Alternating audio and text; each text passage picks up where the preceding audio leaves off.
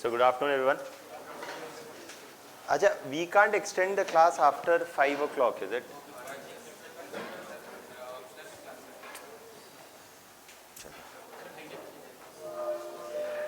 Okay. पहले कर सकते हैं थोड़ा. Okay.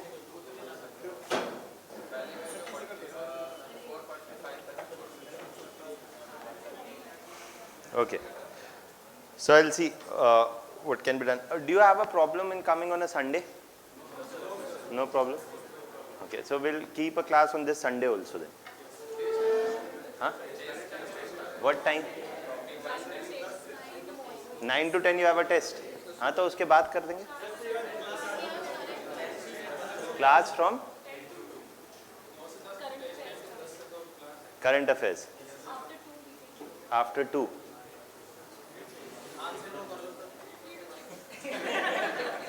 No. So we'll keep one class on Sunday so that somewhere after 2, or we'll see if it's possible that maybe current affairs ka class chota karke or whatever. We'll see.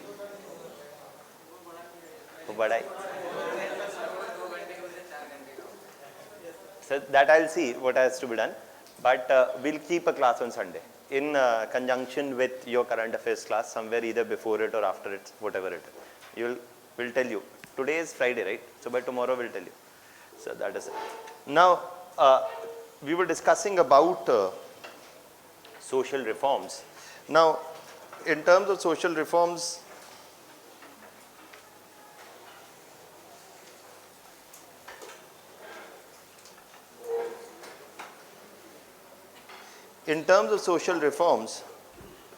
we had talked broadly about the Brahmo Samaj, and we had also talked about the Sayyid Ahmad Khan, we had talked about Parsis, we had talked about Young Bengal movement, right?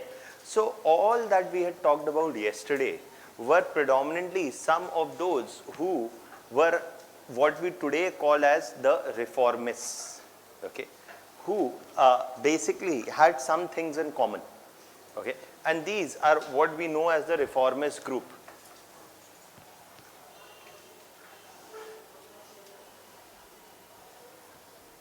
Okay, who we know as today as the reformists. They did not call themselves as reformists, or the counterpart to it that we will also talk about later, they're revivalists, but today we classify them as reformists or revivalists. All that we had talked about yesterday were the ones whom we today classify as the reformists, because they are arguing for a reform of religion rather than its complete abolition. Secondly, they looked upon the British as whom? As the positive agents of social change.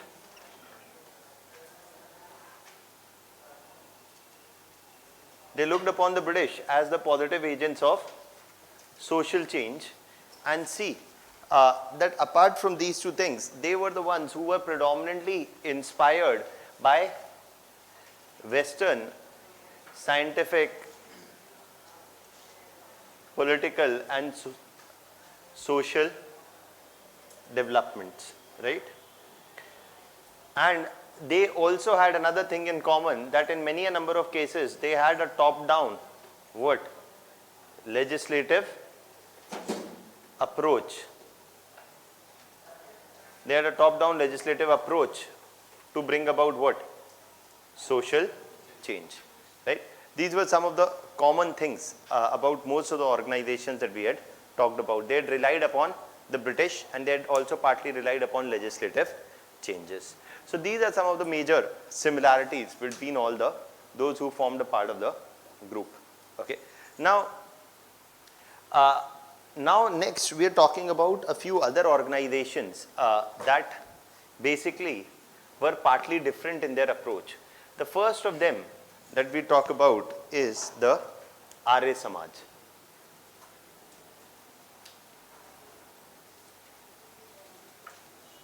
The Arya Samaj is different primarily because of a few reasons. Okay. Firstly, you should know So these are some of the common characteristics.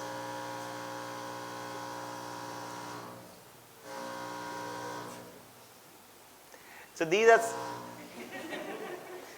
are some of the common characteristics of the reformists that we have already discussed. Now the Arya Samaj did not share many of these characteristics, though they did share some of them but not all of them. Okay? And rather the Arya Samaj was established by Dayanand Saraswati, and Dayanand Saraswati was the one and this is established during the 1870s. Okay? That Dayanand Saraswati was one of those. Arya Samaj was predominantly a North Indian organization, more popular in North India, also in Northwest regions like Punjab, Haryana, Delhi, etc. In this region, the Arya Samaj was relatively more popular. It was established by Dayanand Saraswati, and Dayanand Saraswati was the one who was trained in Indian school of thought, who was trained in the Indian philosophical schools of thought, as well as in Indian religious scriptures, primarily the Vedas. Okay. So contrary to many Western educated reformers, Arya Samaj was different, primarily because its main founder himself was primarily trained in Indian religious scriptures and Indian traditions. Okay. That was one key difference. Now,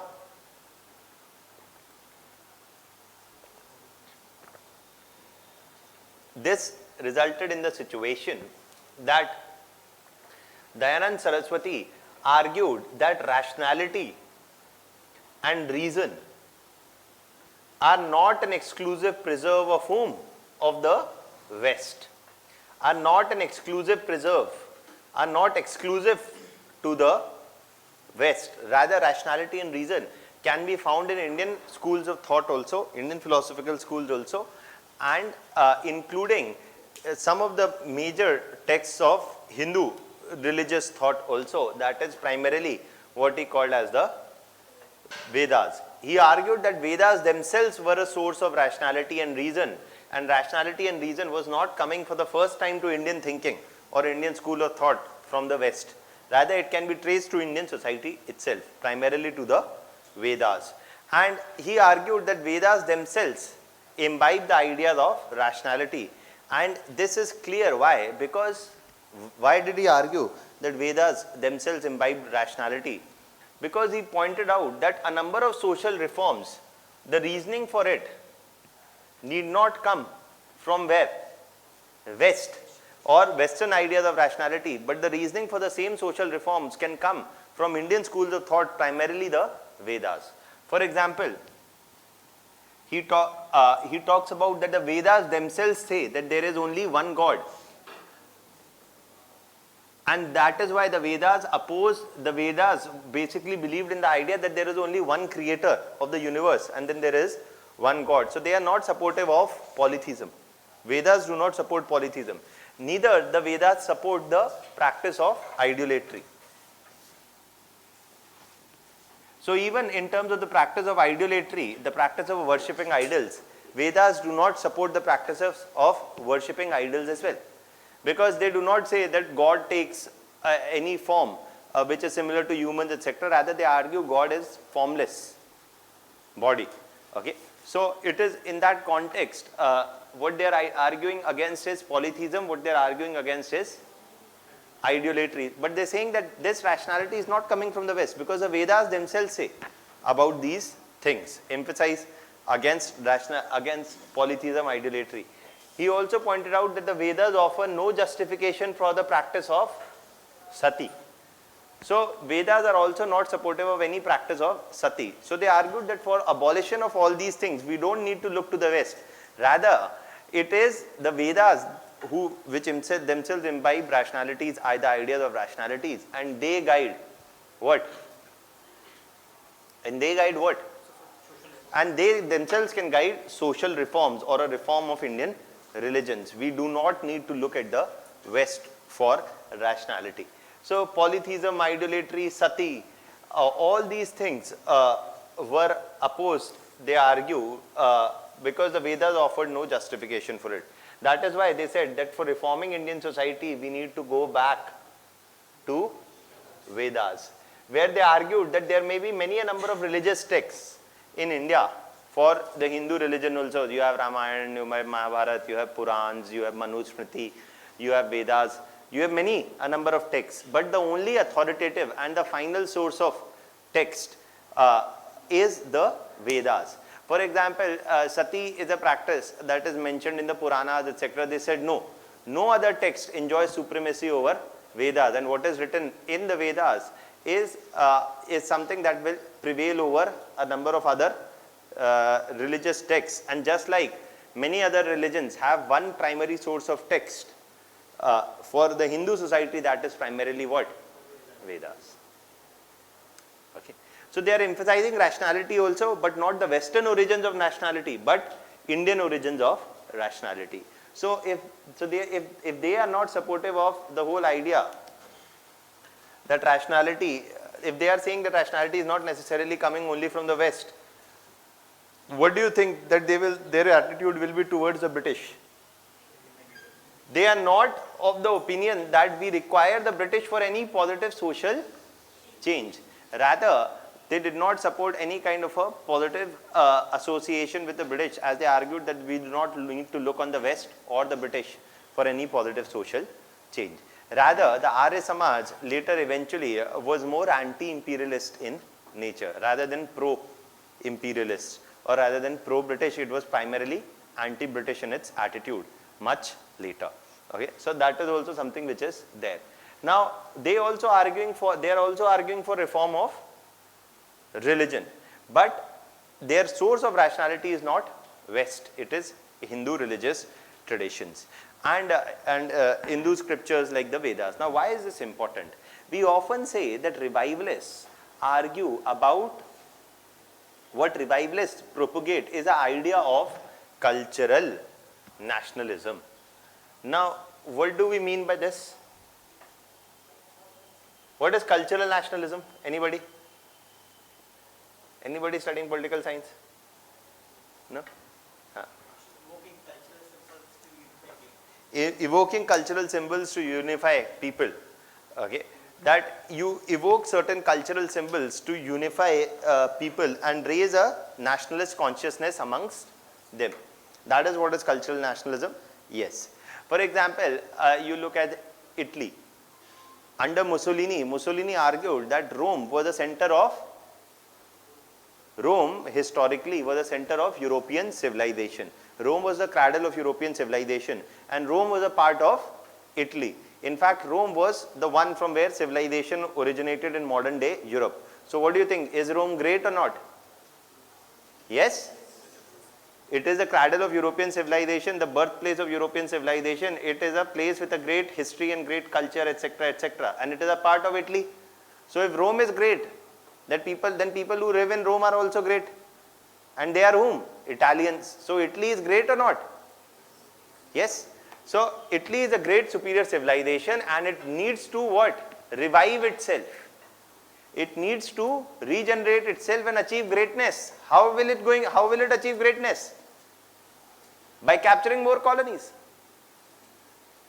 And that is the idea that Mussolini supported for Italy, that Italy must revive itself. It was always the epicenter of Europe, and it must regain its position of primacy within Europe. For example, Hitler talked about what? That Germans were the descendants of the Aryans. Okay, the Germans were the descendants of the Aryans, and so these Germans who were the descendants of the Aryans are the ones who are the superior race.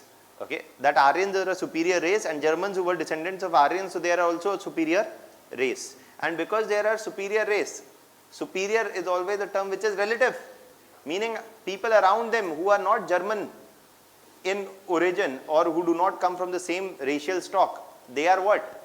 Inferior. What will superior people do to inferior people? Kill them all, invade and capture more territories. Okay. What about Asia? Japan. Japan was one of the first Asian countries to undergo industrial revolution, to undergo industrialization. Japan was one of the few Asian countries which never underwent a colonization. It never became somebody's colony also.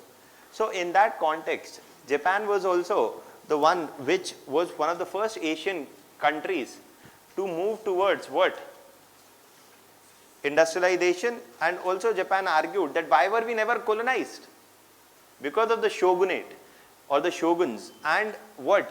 Why was Japan never colonized? There are other reasons for it, like their policy of isolation, etc. But wo sari baatein alag hai. But Japan, they also said that we are what? A superior civilization. And if Japan was a superior civilization in the past, now it is going industrial revolution, etc. Japan must do what? Expand and must reassert its supremacy over Asia. So the Japanese nationalism also talked about reviving a glorious past. A glorious past which talked about a glorious cultural past often. You talk about Italy, it talks also about a glorious cultural past. You talk about Germany, it talks about a racial superiority, not a cultural superiority, but racial superiority. There is always this idea of making something great again. That is reviving a glorious past. A past, and that is the same thing which applies to the revivalists in India, where the revivalists are saying that, and Hindu revivalists are there and Muslim revivalists are also there. Revivalists in general are saying that India used to have a what? Glorious past. In the past we were a superior civilization, and now we need to make India great again. Jaise abhi Trump hai. He needs to make America great again. Matlab, America was great at one point, then it no longer remained great. And that is why you need strong leaders to make them great again. So it is based on this conception that the past was actually glorious. So revivalists often argued that India in its past had a culture that everybody must be proud of. India was not a backward society. Okay, and what is needed is to reform Indian society so that India can become great again. That is what cultural revivalists are talking about, a revival of the glorious past of India. Now this cultural nationalism is happening in one context where the British are emphasizing two things repeatedly. British are emphasizing two things repeatedly. One is that Britain is a superior race. The British are superior race. They are the whites. They are superior race to whom? Indians, who are the non-whites. Okay. Similarly, also the British are superior racially. The British are more civilized than Indians. They are better educated, better fed, they have more scientific advancements, etc. So who are superior to Indians? British. Militarily also they are superior. Culturally or civilizationally also they are superior. And anyways they are superior because we acquire fair and lovely and they don't. So racially, culturally, civilizationally, technologically, scientifically, हर तरीके से वो superior हैं. This is something that was always emphasized by the British. But then why are they in India? They are in India for what? If they are superior and you are inferior, they are here. They are sent here by whom? God's wish. They are here because of God's wish, and God has sent them to do what? To bring you civilization. You are uncivilized. So you need civilization. You should stop killing your daughters. You should stop practicing caste discrimination, etc., etc. So who is here to civilize you? The British.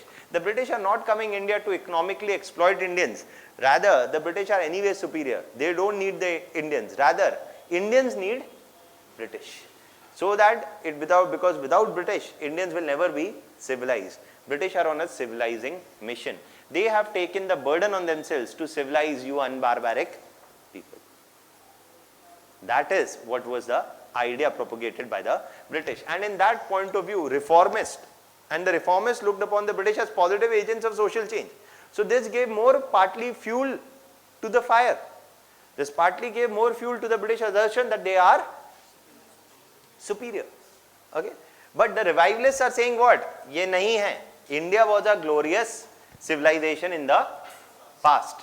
We were a glorious civilization in the past, and we do not need whom? The British. Rather, we can reform ourselves on our own. We have our Vedas. we can reform ourselves on our own. We do not need British assistance. Rather, the British are the source of backwardness, and the British must be thrown away. And Indians must unite together. Why? Because they had a glorious past. That is what you see is the beginning of cultural nationalism in India during the 1870s, 80s and 90s. That is what we mean by cultural nationalism. You are evoking a memory of a glorious past and then uniting people along that idea and arguing that we must unite together to overthrow whom? British. That is what is cultural revivalism. But cultural revivalism had two sets of problems. बस ये समझ लीजिए, then we'll write. Two sets of problems are there for cultural revivalists. One is, ये तो बिल्कुल ही आसान है समझना, the conception of a glorious past. Okay, this idea that India had a glorious past was not always very scientifically verified, or was not always, which was always supported by facts. Okay, in the sense that if you had, देखिए ये अभी भी होता है, प्रधानमंत्री कहते हैं कि फ्लाइंग प्लेन्स हैं, ये है, वो है, सब कुछ था, plastic surgery also you had, flying planes also you had all the latest technologies in the world thousands of years ago. What happened? We forgot.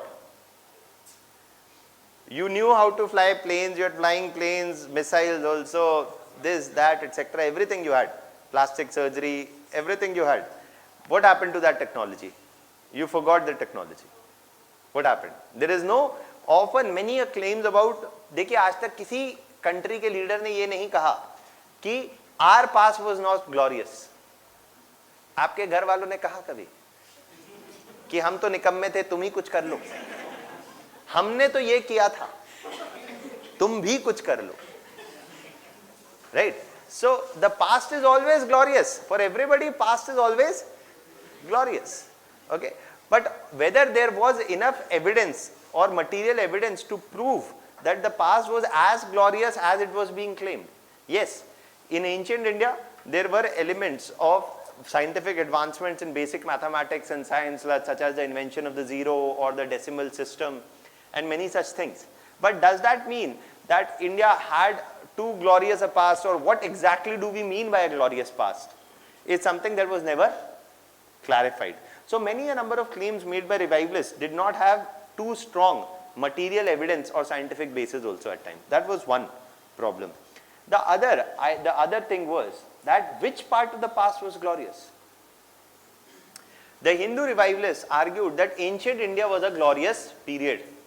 Okay, because ancient India was a glorious period because yes, you had people like Sushruta who showed advances in basic medical sciences also, or you had Aryabhat, etc., you know, decimal system, zero, whatever, right? So you had certain scientific advances in ancient India, and many a number of revivalists argued कि ये Harappan civilization भी हमारी ही है. Okay, but that is not a claim which is very strongly verified or anything. But nonetheless, there were these claims that ancient India was a glorious past. This was often a claim made by the Hindu revivalists. But just like there were Hindu revivalists, there were Muslim revivalists also. And Muslim revivalists argued that India was a glorious civilization when, during the medieval period, and also in the medieval period, primarily during the period of Mughal rule. That in the Mughal rule, India almost had 1/3 of the total share of world's trade. That is true. India almost had 1/3 of the share of the world's total trade. It was one of the biggest traders in the world. So India had a glorious past then. Muslim revivalists would argue, look around yourself in Delhi. All the major monuments, structures, etc. have been created by whom? Mughals or others like before the Mughals, like the Lodi dynasty, etc. So this also reflected what? The flourishing in India of trade, of economy, of everything, etc. So medieval India, they argue, is a glorious period. So Muslim revivalists argued that medieval India was glorious. Hindu revivalists argued that ancient India was glorious. But both had a consensus that the past was glorious. Okay. And this past needs to be revived. They are anti-imperialist in their approach. They say that the British must be overthrown. Once we overthrow the British, we can bring reforms on our own. We do not need the West or the British for bringing about any social reform. Forget British, they say that we do not even need rationality that is coming only from the West. Rather, rationality can be found within Indian society also. Okay. That is what revivalists are arguing. One of the primary ones of them were who? Arya Samaj. And they are who? The cultural. Yes or no? So this is one broad thing about the Arya Samaj that you must know. Now later, in the name of Dayanand Saraswati, you see that the DAV schools are established and a few other things that we'll talk about. Firstly, you can write this. Reformist के 4 characteristics we have already discussed. If you want to write, you can write on your own. You want me to dictate? This clear, right? Now we are writing from Arya Samaj onwards. You can firstly write, give the heading Arya Samaj.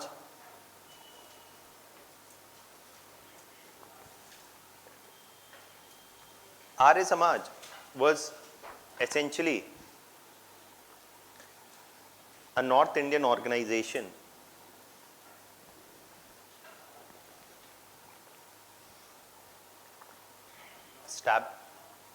was essentially a North Indian organization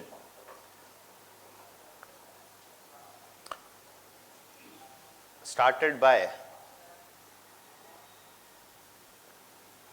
Dayanand Saraswati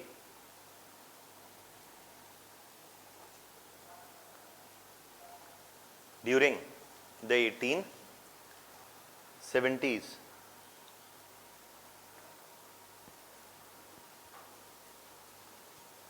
He emphasized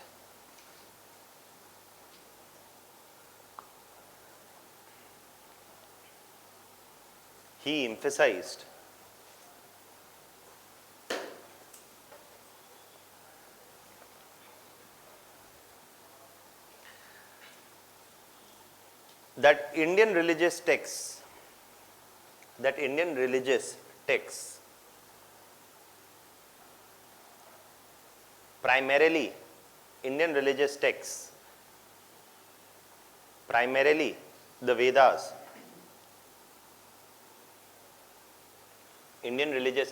primarily the Vedas,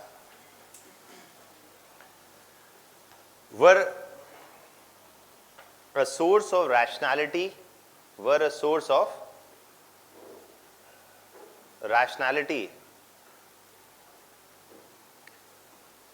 and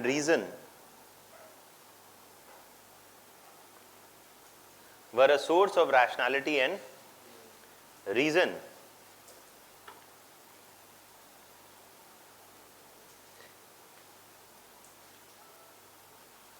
in whose light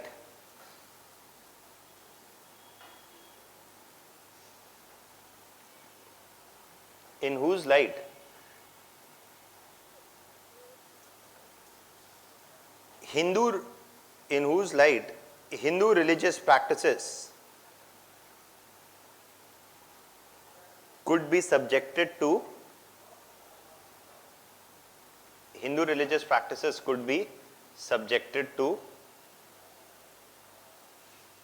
reform.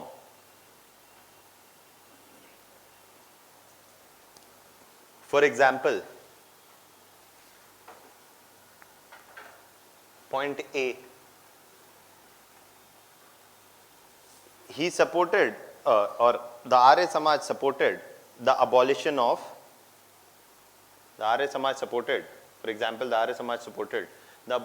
polytheism, idolatry, sati, female infanticide,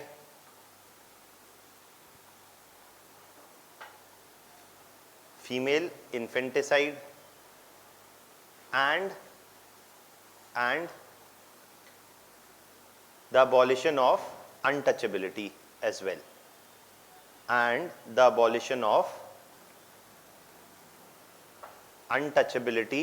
as well.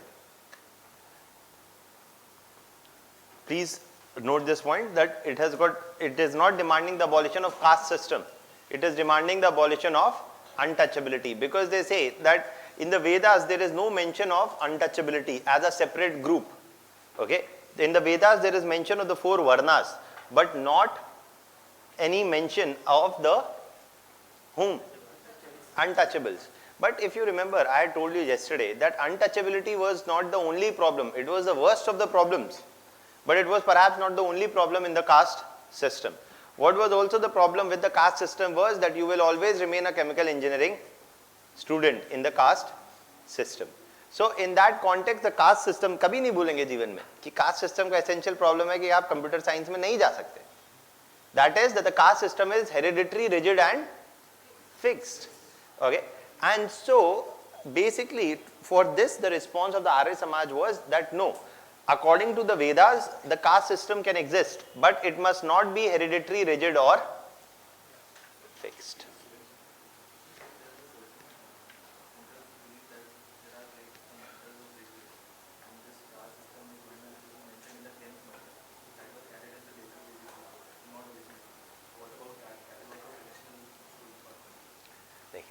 ये एक area है जिसमें मेरे को बहुत कम knowledge है कि ancient में वेदास में क्या लिखा है क्या नहीं, बस जितना मुझे पता है मैं बता दिया.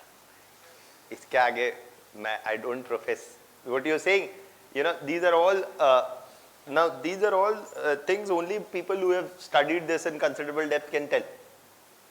I claim no such special parts, so that is why I'm not saying anything. मैं बस उतना बता रहा हूँ, that is something which is easily understandable also, जो मुझे पता है. मुझे पता ही नहीं कि वेदा में एग्जैक्टली वो जो लिखा है वो आपने कहीं पढ़ा होगा, किसी एक का व्यू पॉइंट होगा, किसी और का पता चला कुछ और भी व्यू पॉइंट होगा. हाँ, वो तो उसमें हाँ, तो जो भी है, आर.एस. शर्मा साहब ने जो कहा एनसीईआरटी में, या उसका कोई ना कोई किसी ने कुछ और काउंटर भी कुछ ना कुछ कभी कुछ कहा होगा. Ultimately what is the solution I don't know, but I just know that the Vedas mention about the varna system. Who added et cetera मेरे को नहीं नॉलेज है, but it is there now. But so the Vedas talk about the varna system. So the Arya Samaj response was that even then the varna system was not a problem. They defended the Varna system, arguing that the Varna system does not cause a problem. The problem is the hereditary and the fixed nature. And this is something that the Vedas had never envisaged. The Vedas had never envisaged that the Varna system must be hereditary, rigid or fixed. Rather, if you had ability or merit, you could attain a higher caste status also, or a lower caste status, whichever group, whichever Varna, you could be allocated to on virtue of your ability and merit. If you are good with religious texts, scriptures, etc., you could become a Brahmin. If you are an able military warrior, you could become a Kshatriya, and so on and so forth. So they argued that originally, according to the Vedas, the caste system, originally according to the Vedas, the Varna system was supposed to be mobile and not hereditary or rigid. Okay. So if the Varna system must continue to exist, but it must be mobile rather than being hereditary or rigid, and untouchability must be done away with, because it finds no mention in the Vedas or in the fourfold Varna system. That is what they are saying. So आपको prelims के लिए जो याद रखना है वो एक line यहाँ ये याद रखनी है, that did the Arya Samaj support the abolition of caste system? The answer is no. If the Arya Samaj is not supporting the abolition of caste system, is the Arya Samaj going to support intercaste marriages, intercaste joining? No. ये बात मैंने बता दी है, which is a self-evident thing. When I am saying that they are arguing for abolition of untouchability, meaning they are arguing for a reform of the caste system rather than its abolition. So here also you can write in the next line, the Arya Samaj thus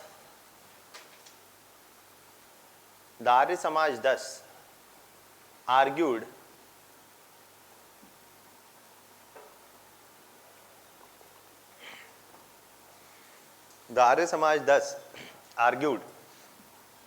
for a reform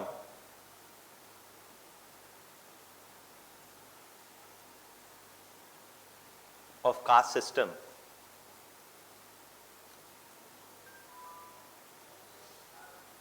rather than its complete abolition. So that obviously makes it clear that they are not going to support intercaste marriages or intercaste dining. Arya Samaj is offering no such support explicitly. You go Rajendra Nagar metro station, there is the Arya Samaj Mandir there. If you go in the Arya Samaj Mandir, it is very clearly written, you read the rules of the Arya Samaj Mandir, where they clearly say that there is no practice of worshipping of idols, etc. There are no idols in Arya Samaj Mandir. Okay? So they only do some havans, etc. but not anything in terms of worshipping many idols or many gods, etc. They do not believe in all those ideas. So this is what was propagated by the Arya Samaj. Now, in the next line you write, the Arya Samaj eventually established the Arya Samaj eventually established the DAV or the Dayanand Anglo Vedic schools, bringing together elements of Western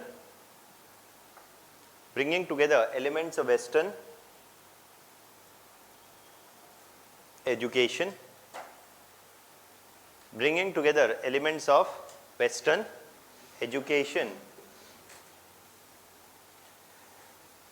by imbibing them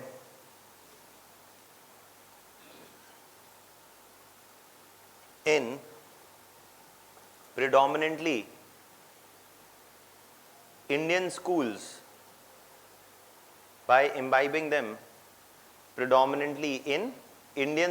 of thoughts and traditions. And Indian schools में, by imbibing them predominantly in Indian schools of thought and tradition. Predominantly they are talking about the Vedic schools of thought. Okay. So that is what, and this is also happening from the 1880s and 90s onwards, the DAV schools are started.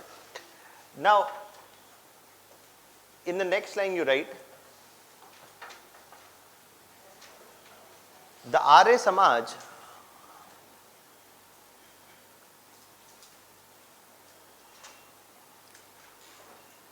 was one of the early revivalist organizations which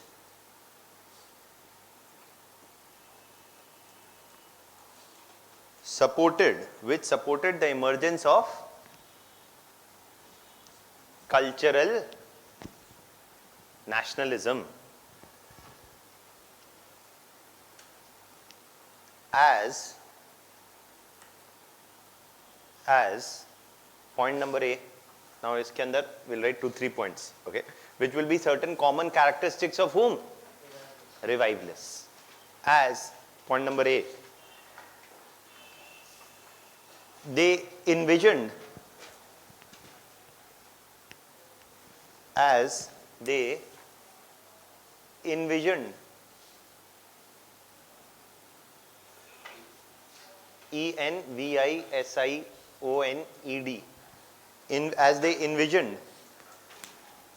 a glorious Indian past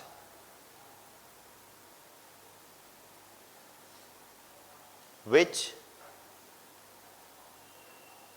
needed to be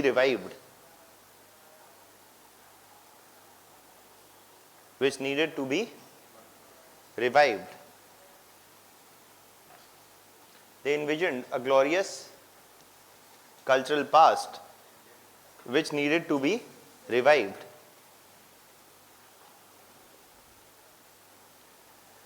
B,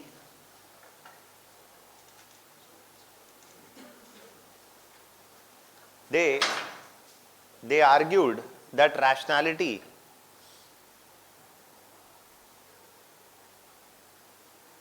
was not an exclusive preserve.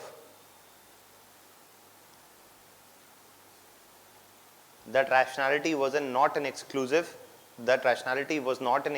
preserve of the West.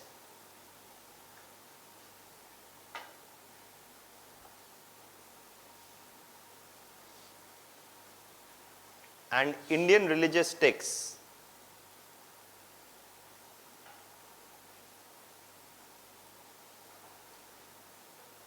primarily the Vedas, Indian religious texts, primarily the Indian religious texts, comma, primarily the Vedas, offered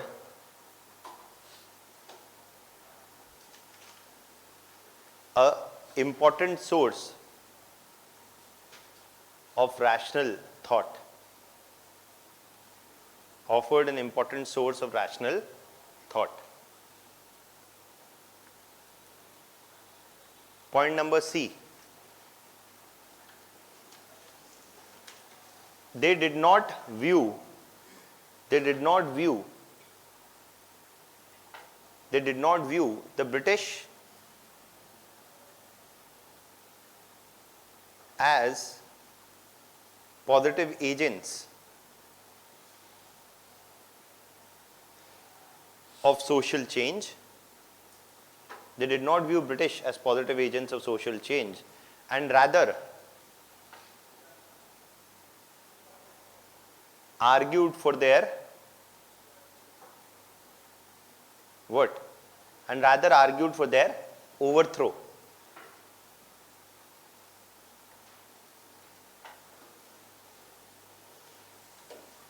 They supported, in the same point you write, they supported the growth of anti-imperialism. They supported the growth of anti-imperialism, and they supported the growth of anti-imperialism and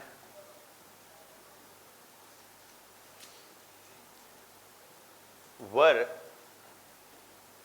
the early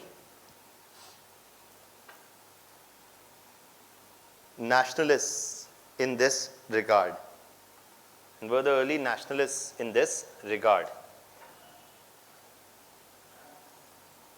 Now, I'll give you more examples also of this. Now, apart from this, the Arya Samaj, we've discussed all of this. So, apart from this, in the Arya Samaj,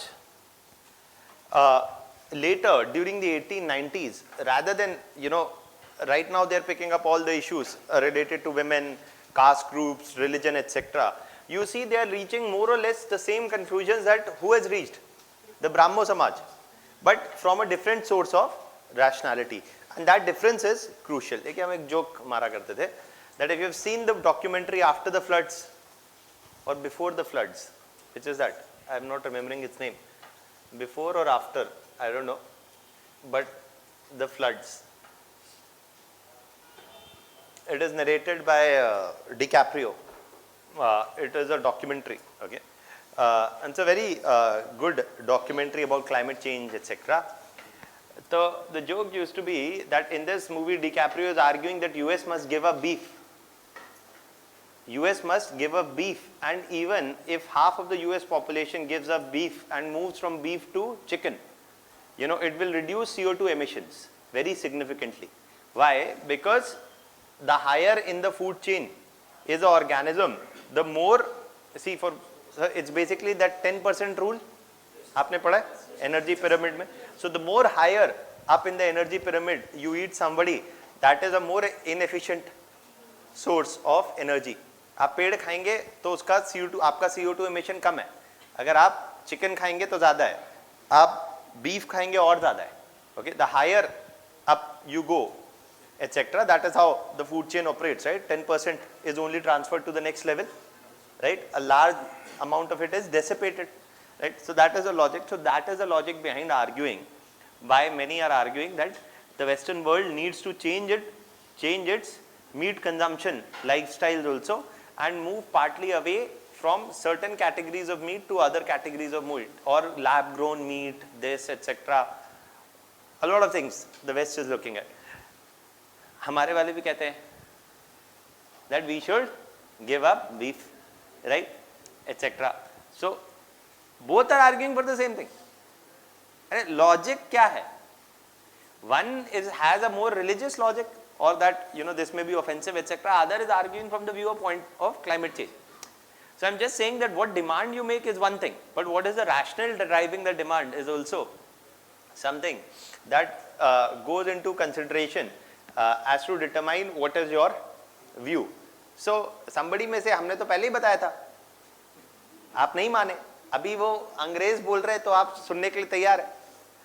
But they are arguing, their point of argument is climate change, it's got nothing to do with culture, religion, etc. etc.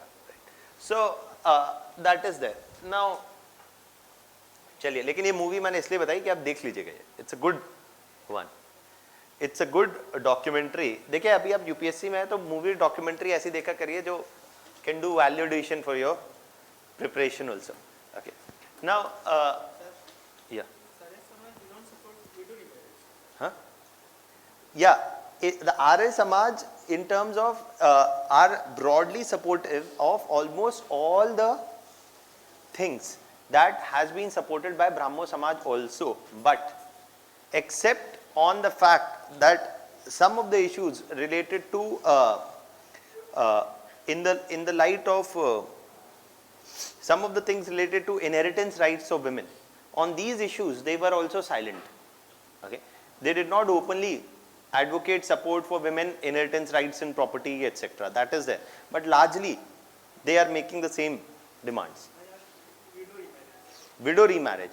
In terms of widow remarriage, I'm not exactly aware whether they are supportive of widow remarriage or not. I'll probably look into it, but to the large extent that they are also arguing for reform, they probably, or I'm not very sure, I'll have to probably look into, I'll let you know. I'll look into abolition of sati.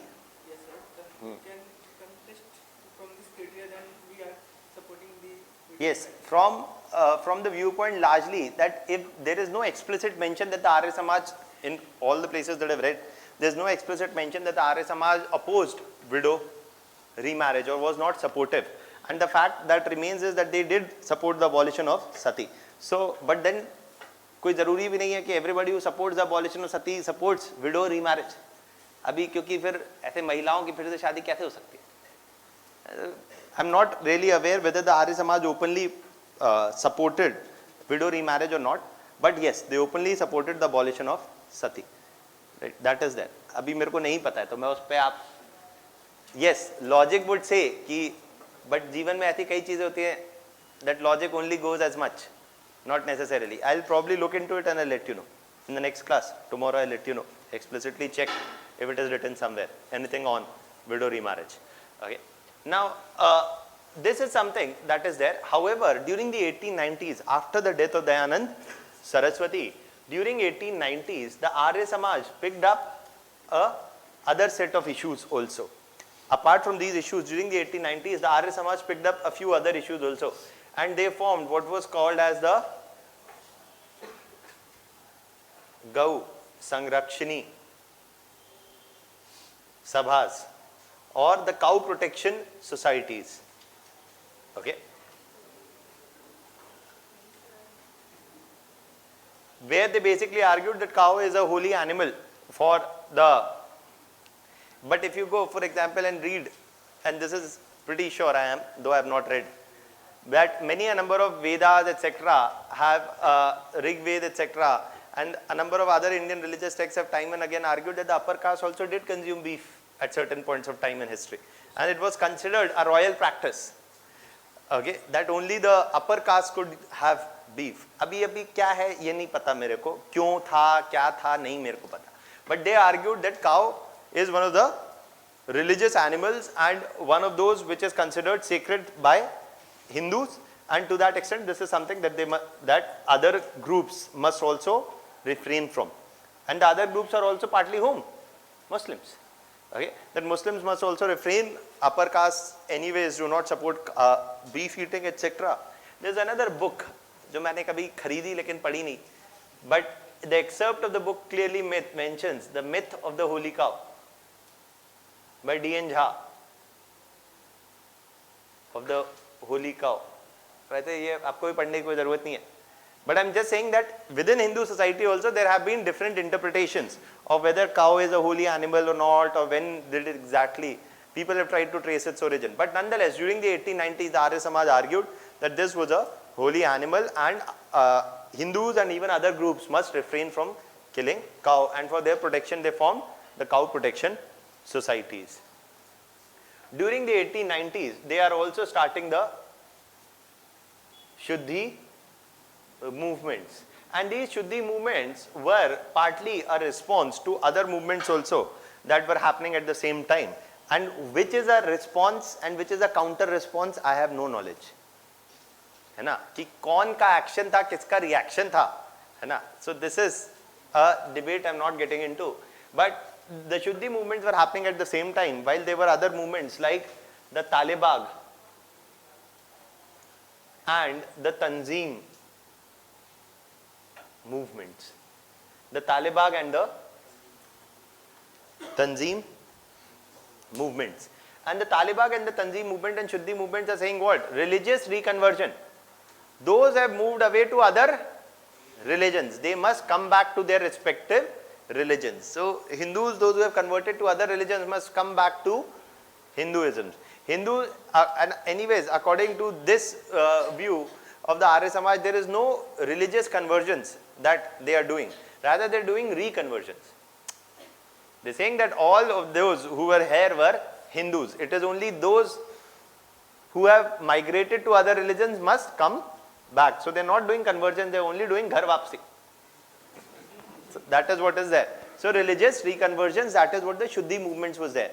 That to those Hindus who had moved to other religions, they must come back to Hinduism. Similarly, the Talibag and Tanzim movement said that those Muslims who were there, who had drifted to other religions, must come back to what? Islam. Okay. So these were religious reconversion movements, and the Arya Samaj was also involved through the Shuddhi movements in these religious reconversion movements. They had also formed the cow protection organizations. Now, these were also what? Distinctively religious activities.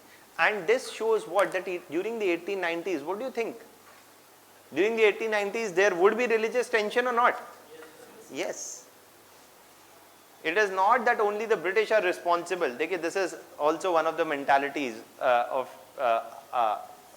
many today, where you blame everything on the British. Did the British introduce the practice of sati? Or it is not that before the British, Indians always lived in too much religious harmony. Okay. So there were religious differences between different religious communities in India also. Yes, the British fueled them further and used them to divide Indians along religious lines also. But that does not mean that before British, there were no major or there were no differences between different religious communities in India. And these kinds of tensions are visible during 1890s also. And this is visible where? In the Talibag Tanzim movements, the Shuddhi movements, the cow protection movements, etc. And why are these tensions there? Dekhiye, when you say that ancient India was glorious, why would some other community have a problem which does not see ancient India as glorious but sees medieval India as glorious? Because what do you want to revive?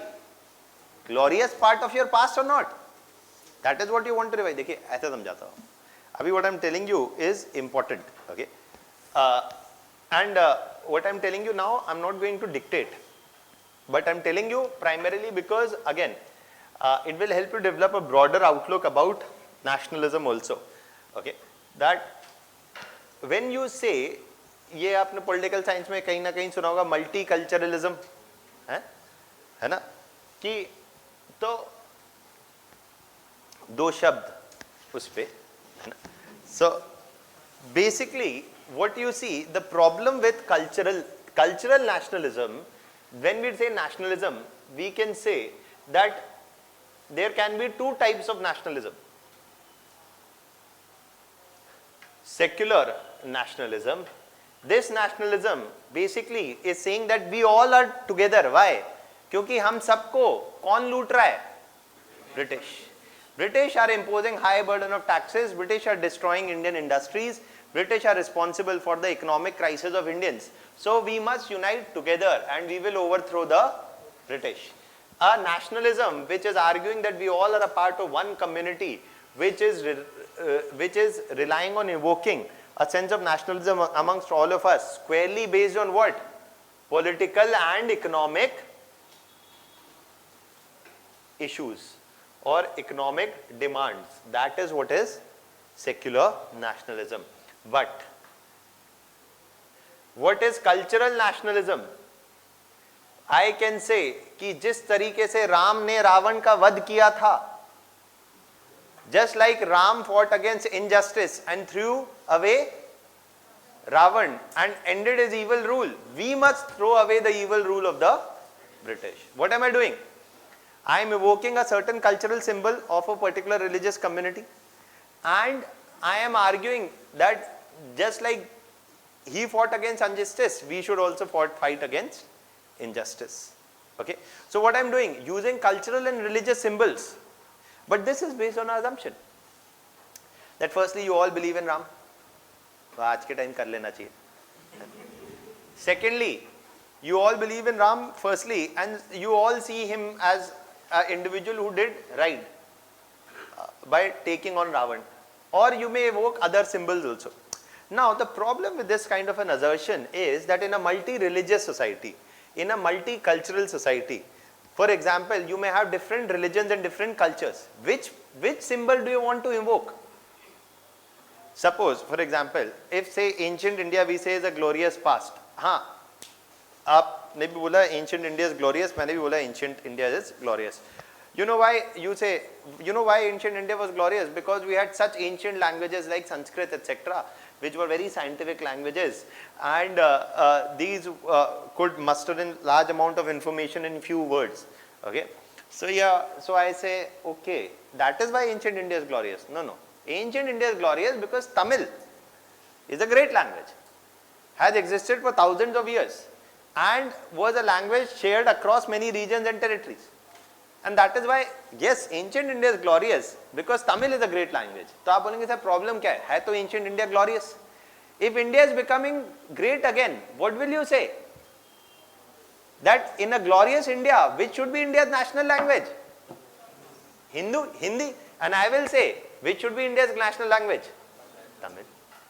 So, in a multicultural, in a multi-religious, in a multi-linguistic society, somebody from northeast may not find the idea of Ram taking actions against Ravan something very appealing or something that they would identify with. In a multicultural, a multi-religious and a multi-linguistic society, evoking nationalism by using cultural and religious symbols of any one community may not be a very great idea. Okay? So there is nothing wrong in cultural nationalism. The problem is that often in multicultural societies, such nationalism may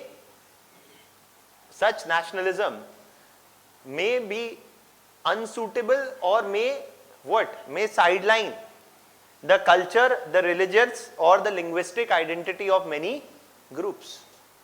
Okay, that is what is the problem. The problem is not cultural nationalism. The problem is when you are invoking a past, the conception of a glorious past. A tribal individual may say कि भाई, I think that just like Munda fought against the outsiders, we should also fight against the outsiders today.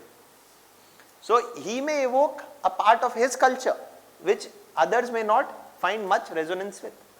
So in a multicultural, religious and a linguistic society, invoking the religious and cultural identity of any one community may not find appeal amongst other communities. So that is why either cultural nationalism, when it is being invoked, it should take into account the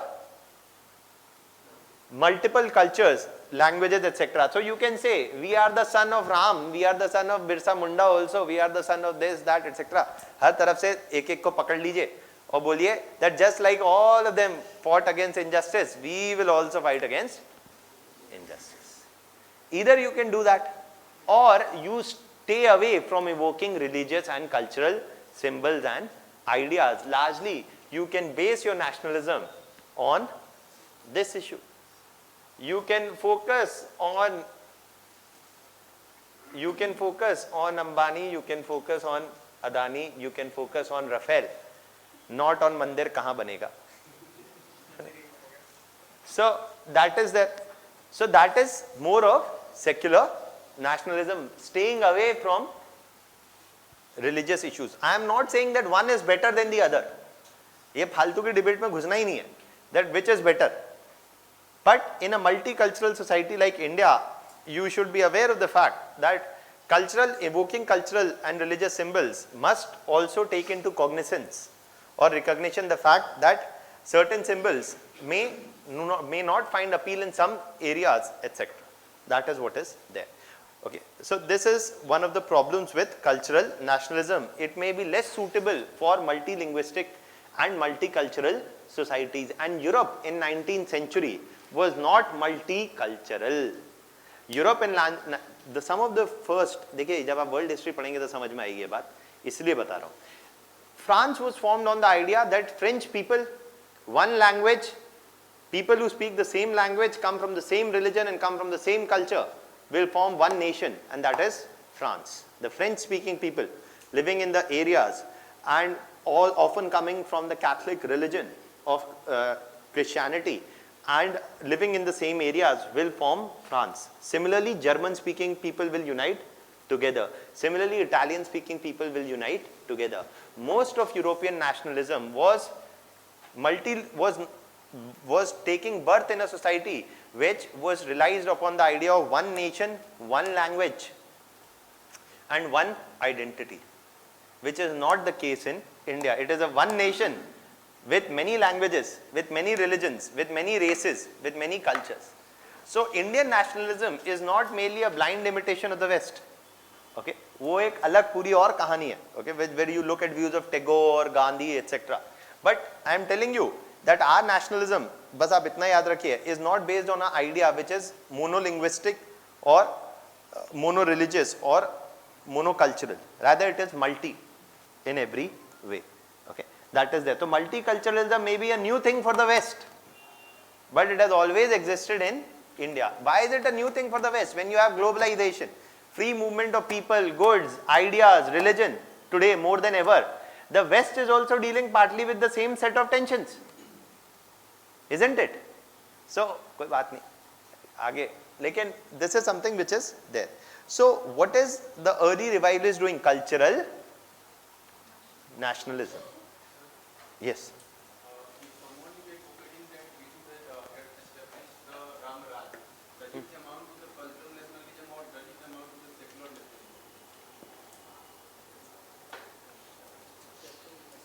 देखिए अभी for example Gandhi used to talk about Ram Rajya. Okay, so Gandhi is evoking religious symbols also. Okay, but and here itself let me just talk about one or more two things. It will partly answer your question also. For example, Tilak. Okay, Tilak during the 1890s, Tilak is using a number of Ganpati and Shivaji festivals. Tilak was using a number of Ganpati and Shivaji festivals. These were the festivals where people used to aggregate in large numbers as they were cultural or religious festivals. And he used these festivals to argue that we should overthrow whom? The British. So he argued, for example, that just like Shivaji overthrew the outsider, who was the outsider according to Shivaji was Aurangzeb. Okay, so just like Shivaji fought against Aurangzeb and established the Maratha rule, we should also overthrow the outsider. He is giving most of these speeches in and around Pune. Okay, so just like Shivaji fought against the outsider, we should also fight against the outsider. And the outsider that he is talking about is whom? The British. So he is also evoking partly cultural and using certain religious festivals also to make a bid for what? Anti-imperialism and nationalism. We say that some of the actions of Tilak, where he used religious platforms or cultural platforms to make political demands, is also what is partly in a way revivalist or cultural nationalism.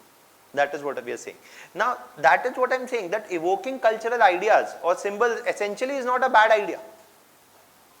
So, even if you say Ram Rajya, okay, so yes, that is evoking a religious symbol of a particular community. Now, what does that Ram Rajya mean that you can divide according to many other things like Gandhi talked about? So, yes, there is no problem with this idea. Absolutely none. But it is definitely evoking a cultural symbol of one community. And one has to be aware that there may be times that other communities may not subscribe to the same terms or the same symbols which are being invoked by one community. अभी मैं बोलूँ कि Christian राज, मैं बोलूँ suppose I am a Christian missionary, I am saying just Jesus का राज होना चाहिए. Just like Jesus cared for everybody, the poor and the needy, we should also have a Raj of an individual who cares for the poor and the needy. I'll tell you a very practical example जो हुआ है. Last year, when demonetization happened, then there is BJP has one amazing spokesperson, Sambit Patra. Right? Very right. Right. So Sambit Patra was Sambit Patra was in some some TV debate, etc. And he was asked whether demonetization was a good move or not. So he gave a very good example, and that example has stuck with me for one reason, I don't know, for the amazingness of the example. So Sambit Patra says a very important point, and Patra says that demonetization is like what? Is like Abhimanyu bheding the Chakravyuh during Mahabharata. So Abhimanyu fully well knew that he is what? He is entering into the Chakravyuh primarily to basically take on whom? The Kauravas, right? To find a way into it, and knowing fully well that there is no escape. But he is sacrificing his life for what? The greater good, and to fight against what? Injustice. Similarly, who is Abhimanyu? Modi ji. And what has he done? Demonetization. To do what? To crack down on black money and corruption, even knowing that people will oppose him, even knowing that people will criticize him, but he is ready to bear the pain for the cause of justice. So that is evoking cultural and religious symbols. Ki kahan se aaya? It requires some degree of imagination. Okay, so that is what is there. Now, whether that is good or bad, wo ek alag kahani. But that is there. So this is what they're talking about is cultural nationalism. India, when you see the birth of the Congress that we will soon see, in 1885, it is mostly focusing on political and economic issues, secular nationalism.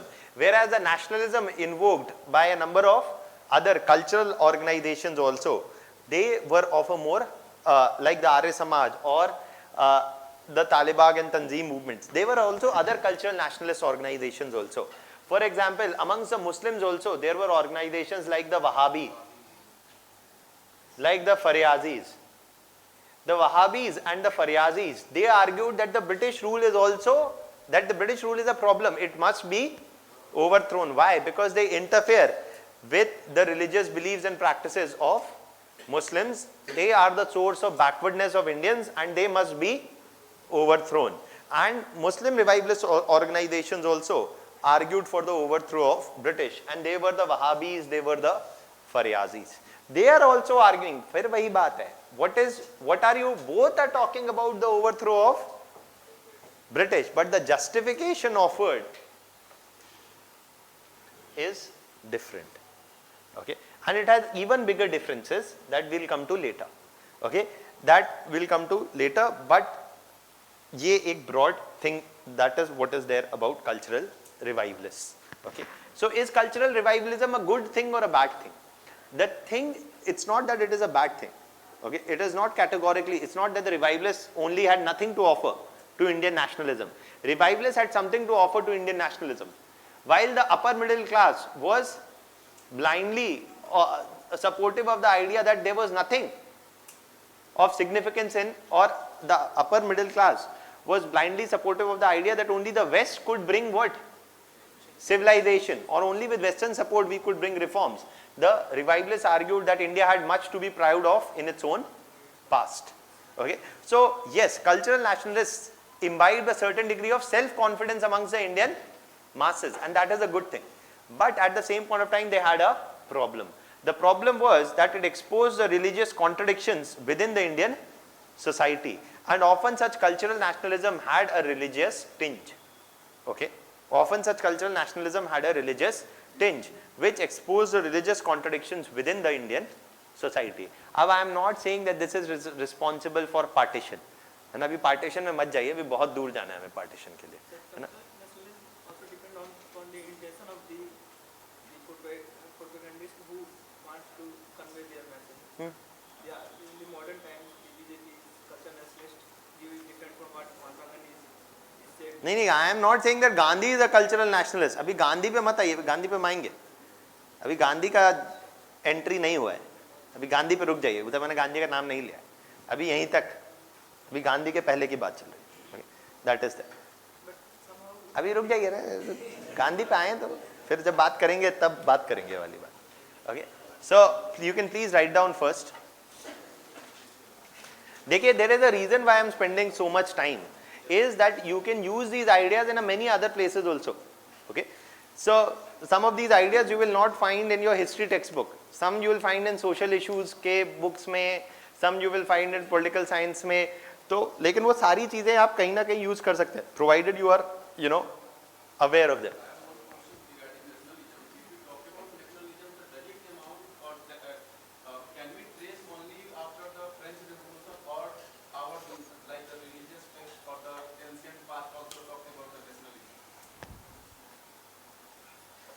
Nationalism as a concept, we say, is coming what? That nationalism as a concept, that we all are a part of one, we are all a part of one group. Nationalism, देखिए अभी आपने बात चालू करी ही है. तो nationalism is not just based, what is asking is, can we say that nationalism is only European in origin or 200 years old, or can we trace it back to Indian society thousands of years ago in Vedas or whatever text? One of the things about nationalism, nationalism does not merely say that we all are a part of one society. That is only one part of nationalism. Nationalism, Rabindranath Tagore also argued, is a disease.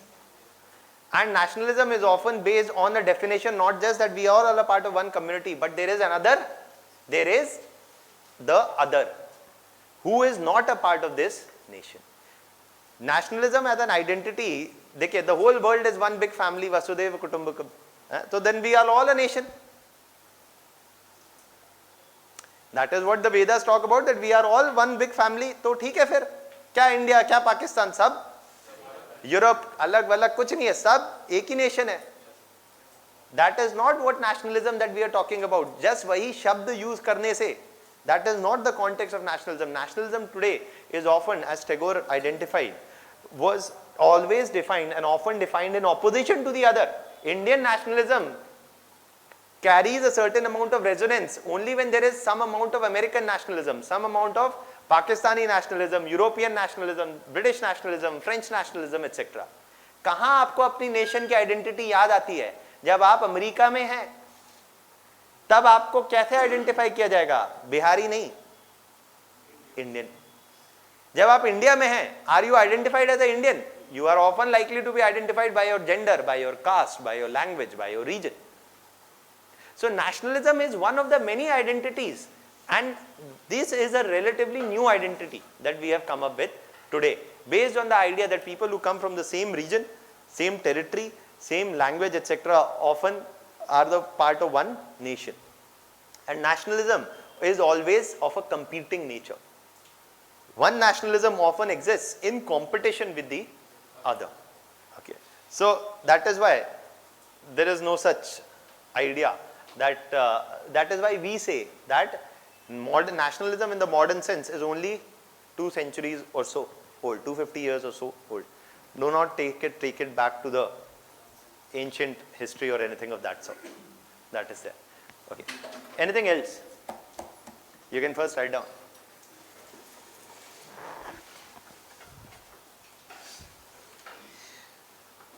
So, right in the next para,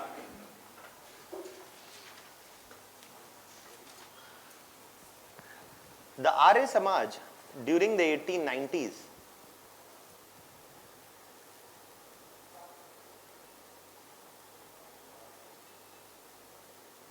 resorted to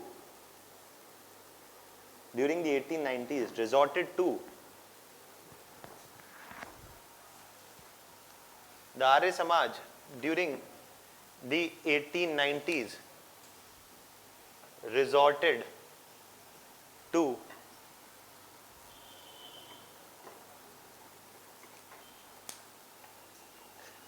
cow protection movements or Gau Sangrakshani, cow protection societies or Gau Sangrakshani Sabhas,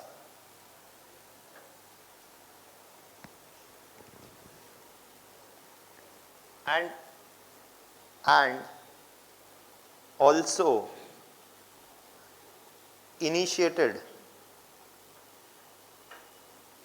also initiated what? The Talibag and Tanzim, and also initiated, the Shuddhi movements. And also initiated the Shuddhi movements aimed at religious,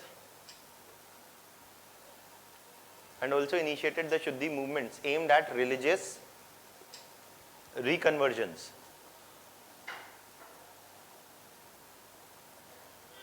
Aimed at religious reconversions.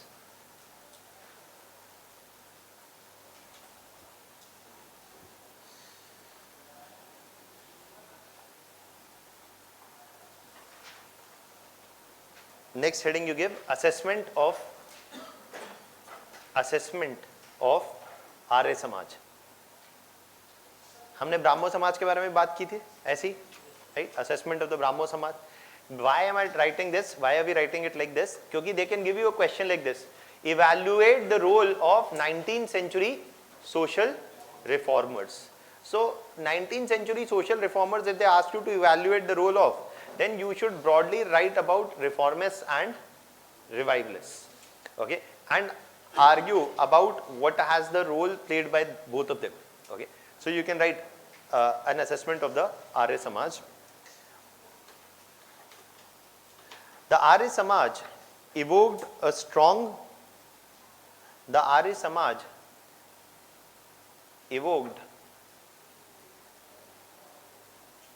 strong sense of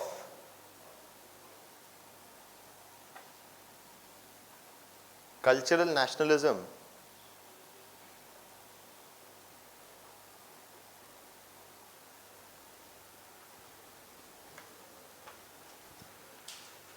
steeped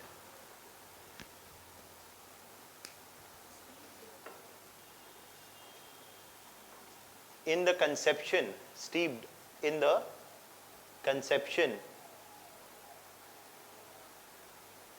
of a glorious past. Steeped in the conception of a glorious past.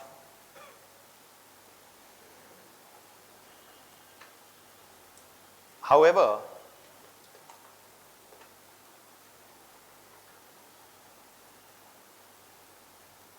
their cultural nationalism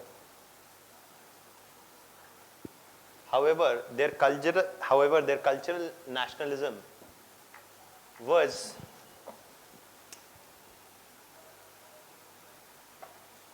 beset, B-E-S-E-T, beset, meaning was affected by, okay. However, their cultural nationalism was beset with religious contradictions.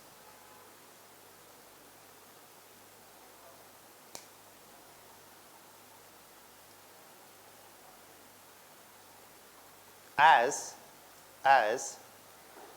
Hindu revivalist organizations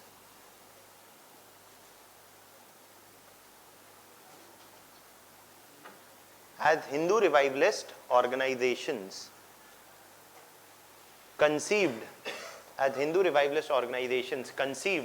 of ancient India as glorious,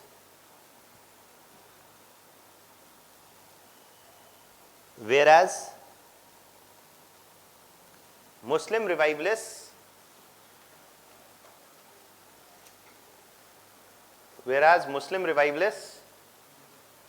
conceived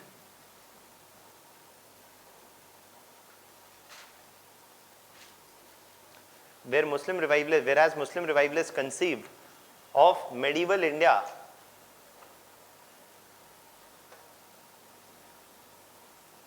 as a period of glorious rule. Conceived medieval India as a period of glorious rule. In the next para you write,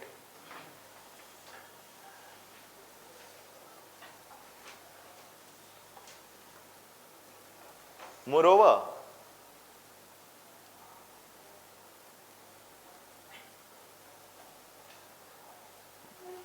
Muslim revivalist organizations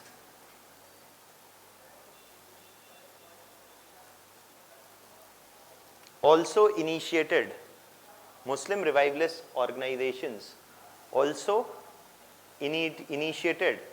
the Taliban and Tanzim movements aimed at religious reconversions.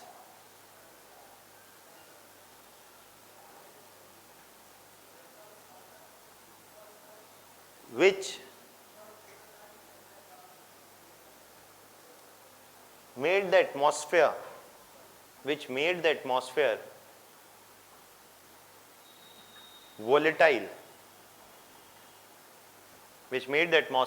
volatile during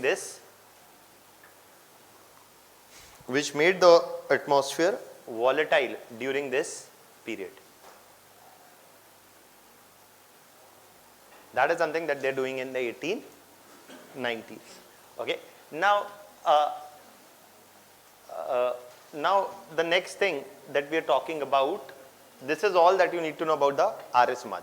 Now, target on religious conversion, not reconversion. कोई interest नहीं है इस debate में कि कौन conversion कर रहा है, कौन रिकन्वर्जन, वो आप कन्वर्जन लिख लीजिए, कोई दिक्कत नहीं है. हाँ, anything else?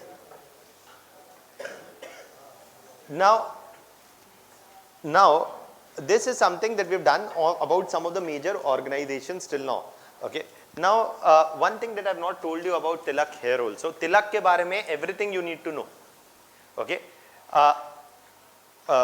That Tilak ke बारे में one of the everything you need to know from your prelims point of view also. That Tilak initiated you started using the Ganpati and Shivaji festivals. Tilak also is using Tilak also opposed the introduction of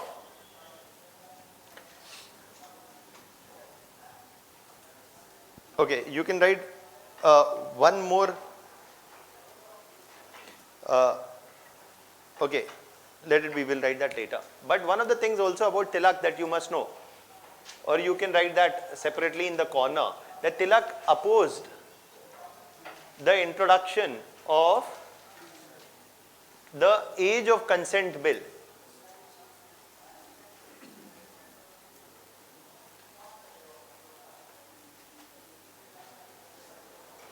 In 1891. Tilak opposed the introduction of the age of consent bill in 1891. Why? And this basically age of consent bill basically aimed to increase the minimum age to 11 for women and to 14 for male child, okay, for marriage, etc. This is what they were talking about. But Tilak opposed the introduction of this bill. The British government was looking to increase the minimum age of marriage for the girl child and the boy child. But Tilak opposed the introduction of this bill. Why? Because Tilak said that we do not need the British for bringing about what? Any kind of social change. Tilak argued against the bill, saying that his opposition is not to the bill per se, but it is the opposition is primarily to the British. Because by introducing these kind of bills, the British often try to bring forward what idea? That they have taken they are in India on a civilizing mission. That the white man has taken what? The burden. The white man's burden. So he argued against the bill, saying that we do not need the British for any kind of positive social change. We can bring it on our own. And to that extent he opposed the age of consent bill, saying that once the British are overthrown, we can solve our problems on our own, including the issues of social reform. So Tilak is opposing the age of consent bill, but not because he is opposed to improving the position of women or children, etc. But primarily his opposition is to the British. Okay, that is what is being that is what Tilak is doing. He is also giving a number of public speeches in the Ganpati and Shivaji festivals, and we will keep coming back to Tilak time and again. But these are two things that you must know. ये prelims के लिए important है. Tilak is also one of those figures which is very important from your prelims examination point of view also. Now finally coming, ये हो गया reformists and revivalists. Now finally coming to what? To a few other organizations, and these are also very important. Now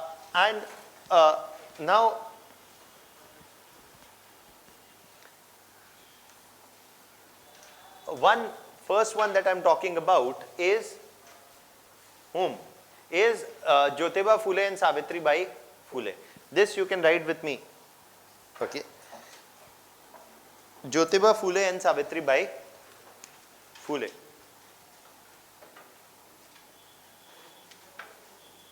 They established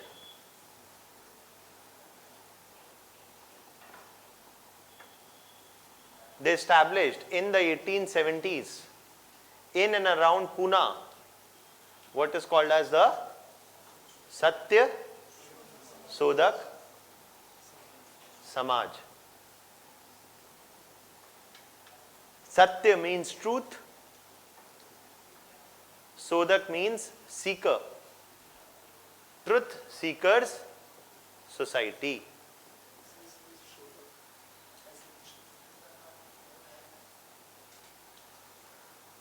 Satya Sodak also, both the things actually right, but the Truth Seekers Society. Okay. Now why is Jyotiba Phule and Savitri Bai Phule very important also? Primarily because they are partly different also. Okay. Firstly, Jyotiba Phule and Savitri Bai Phule, they came from the Mali or the gardener caste, and thus they were whom? No, Shudras, right? So they were the Shudras, okay? And he came from the Mali or the Shudra caste, and that is why first thing is different about them. They are one of the social reformers who are both whom? Agents as well as subjects of social change. देखिए ये मैंने आपको कल जाते जाते बात बताई थी बट लिखी नहीं थी कि in those who are arguing for social change and they are arguing for social change to improve the position of certain groups, leadership is coming from agents, and whose change or improving, talking about whose welfare they are talking about is the subjects. When leaders come from the same society, I told you what can happen.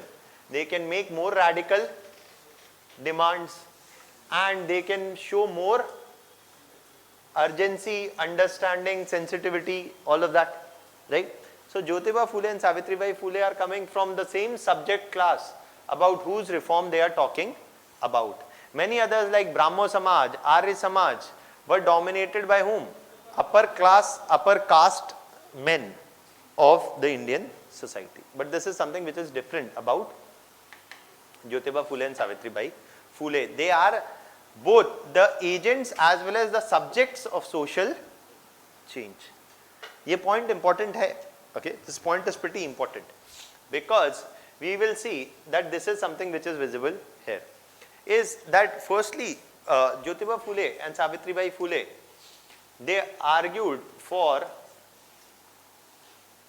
an abolition of caste system. They argued for the abolition of caste system, not its reform. I told you, more radical demands, more urgency. They are arguing for an abolition of caste system, not merely its reform. They are saying caste system cannot be reformed. Jyotiba Phule and Savitribai Phule are also important because they are an inspiration for many 20th century backward caste leaders, including Ambedkar. Ambedkar himself quoted Phule many a number of times. In fact, Phule is one of the earliest 19th century social reform movement, social reformer who came from the lower caste. So that is first thing. He is arguing for the abolition of caste system. So he is going to be a supporter or not?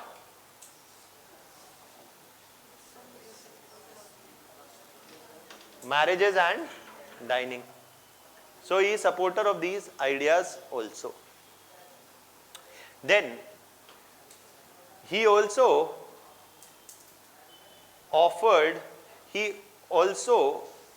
stated that the practice of untouchability is similar what? To the practice is similar to the practice of, it's similar to whose practice? It's similar to the practice of slavery. The practice of untouchability is similar to whose practice? The practice of slavery. Why is he saying so? He is saying so because he is looking at what is happening in the Western society. देखिए ये सारी बात कब की है? 1870s की. Okay? 1861 to 1865 there is something that's called the American Civil War in America around the issue of abolition of slavery. What he is saying is that what is slavery? Slavery is where the labor of whom? The slaves is exploited by whom? The slave owners. The slaves are not paid any salary. They are made to do work. They are made to do agriculture. Slaves से क्या कराया जाता था? Was agriculture, plantation work, etc. They would never own a land. They themselves were a property. They would get no wages. They would only get enough for their own survival, and they would do the labor which will be exploited by the white landowners. So slavery was what? A way of exploiting the labor of the black population. Okay? And the blacks had no political, social rights, etc. also. So he said, जैसी blacks की situation है वहाँ, वैसे ही situation है of the lower castes in India and primarily of the Dalits also, but also of the lower castes in general. That their labor is either less paid or not paid at all. Okay, and their work is also exploited. Why? Because most of the landless peasants are also coming from where? Lower castes. Either partly some of them were Shudras also and some of them were Dalits also. So most of the landless laborers, देखिए, the landless peasant is also the one who is coming from the lower castes. So what he is saying is that partly just like in slavery, the labor of the black individual is exploited. Here the labor of the lower caste is exploited. Okay, so just like they have brought about the abolition of slavery, what should we bring about? The abolition of not merely untouchability but the whole caste system. Why? Because if untouchability is going to be abolished, will it improve the position of a Shudra? No. He is himself from a Shudra caste and he himself faced discrimination. So in that context, he is saying that the Shudras and the Dalits must do what? Unite. The Shudras and the Dalits must unite together and must overthrow the unjust and exploitative caste system. He is arguing that the practice of untouchability is similar to the practice of slavery. He wrote the book and the play. What? Gulamgiri.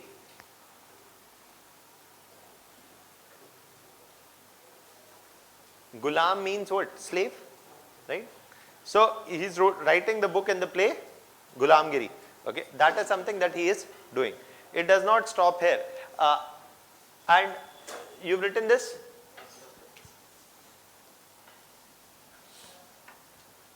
The next thing that Phule is saying is, he argued for a solidarity of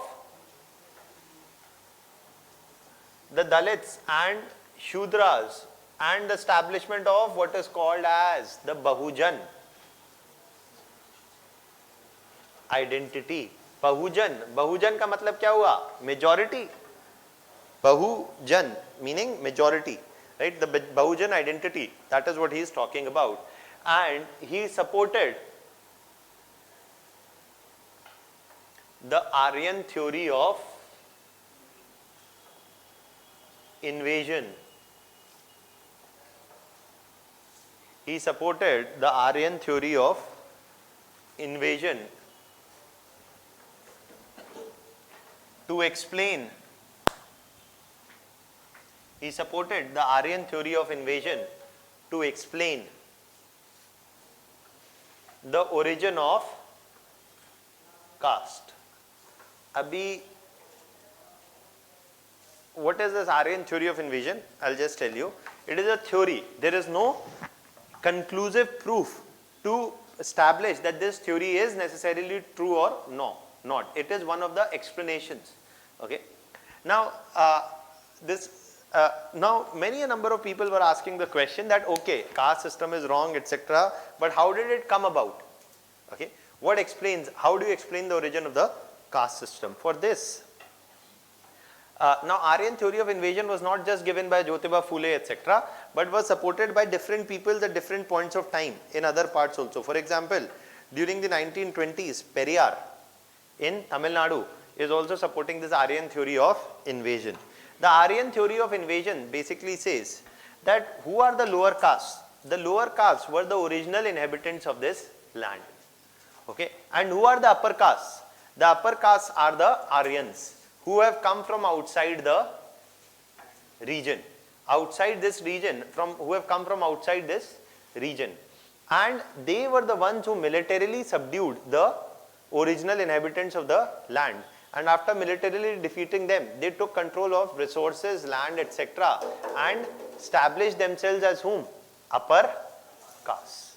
And who became the lower caste? The ones who were defeated and who were the original inhabitants of the land. Now this is a theory. Okay.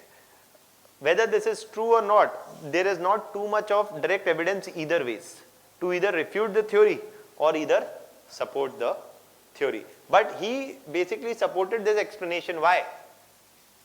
Because that is how he is going to build what? An anti-caste consciousness. Okay.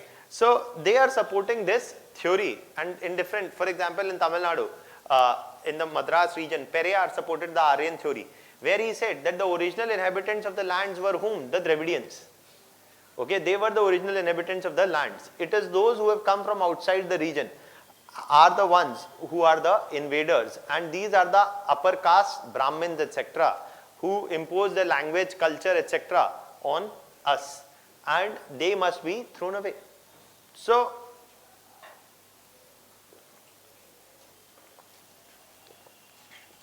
the Aryan theory of invasion has time and again been quoted, and he is also supportive of the Aryan theory of invasion.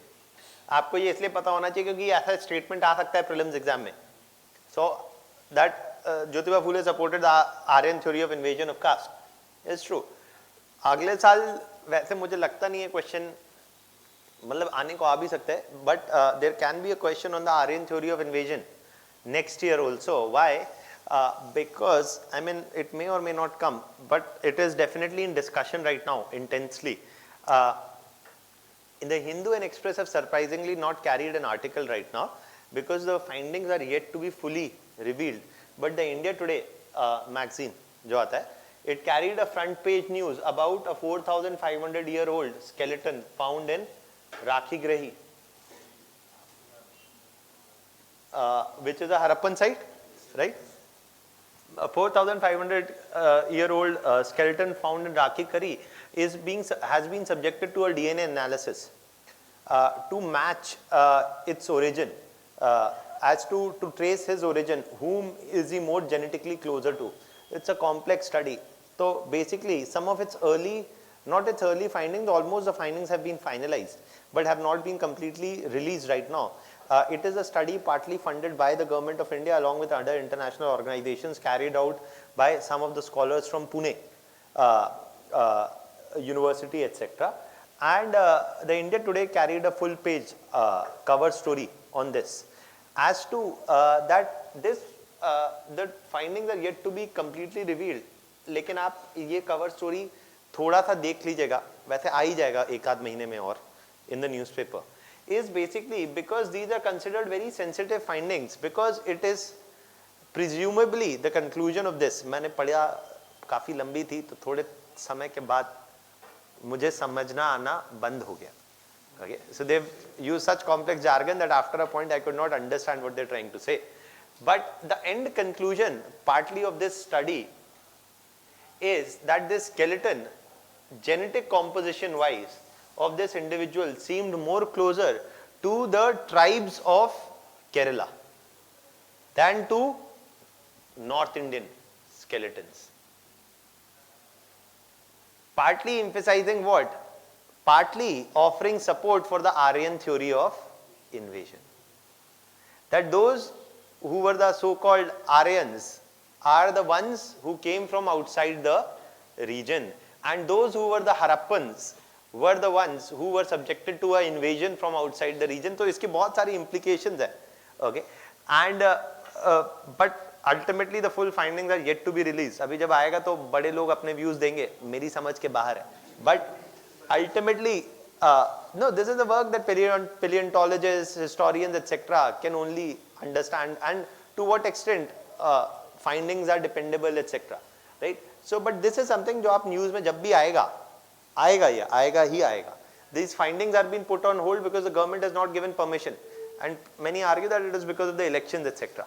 Okay, that because this is going to have a lot of political ramification of whether Harappans were Indians or not, or who are upper caste, etc. ये सारा वो सारा वैसे भी आप election के time में, these are sensitive things.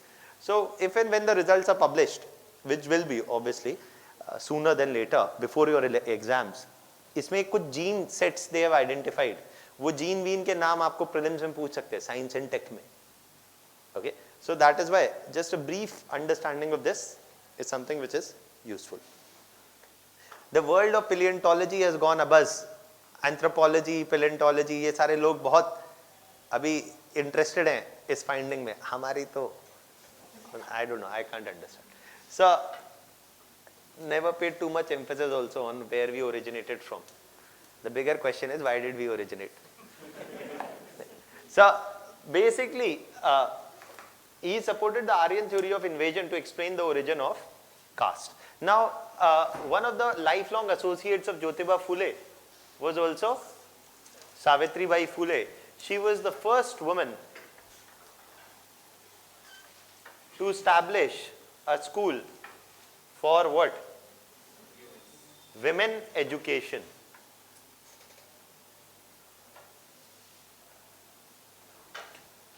To establish a school for women education in and around Pune. Okay. So again, Jyotiba Phule and Savitribai Phule both are considered as anti-caste reformers who argued for improving the position of the lower caste groups, who supported the Aryan theory of invasion, who argued for the abolition of caste, and who were both the agents as well as the subjects of social change, and aimed to bring more urgency to many a number of matters. They also were an inspiration for a number of other 20th century anti-caste reformers like Ambedkar also. Okay, that is also one thing that you must know. I hope this is clear. Now, whether he is a reformist or a revivalist, now it is partly difficult to say. He is saying that we are the original inhabitants of our land. So he is partly revivalist, one could say, but he is also reformist because he is looking at the West also. है ना? तो that is why हर कोई को जरूरी नहीं है that everybody fits in a box of either a reformist or a revivalist. आपसे कोई, nobody is going to ask you this question that the Jyotiba Phule was a revivalist, true or false. ऐसा statement नहीं आएगा, है ना? तो ऐसा question मत imagine करिए. So these kind of statements will not come. Rather, statements will come around books they wrote, plays they wrote, issues they picked up, etc. And what were their views. Okay, that is what is there. Next, any doubts on this? Anything you want to ask? Next, we are talking about another great individual. इनके पे आने का पूरा संभावना है. Mains में भी question, सीधा सीधा.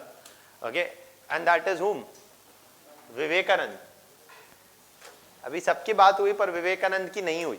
Okay, prelims और mains, Vivekananda super important. Okay, because अगर अभी नहीं आया विवेकानंद पे तो पता नहीं कभी आएगा.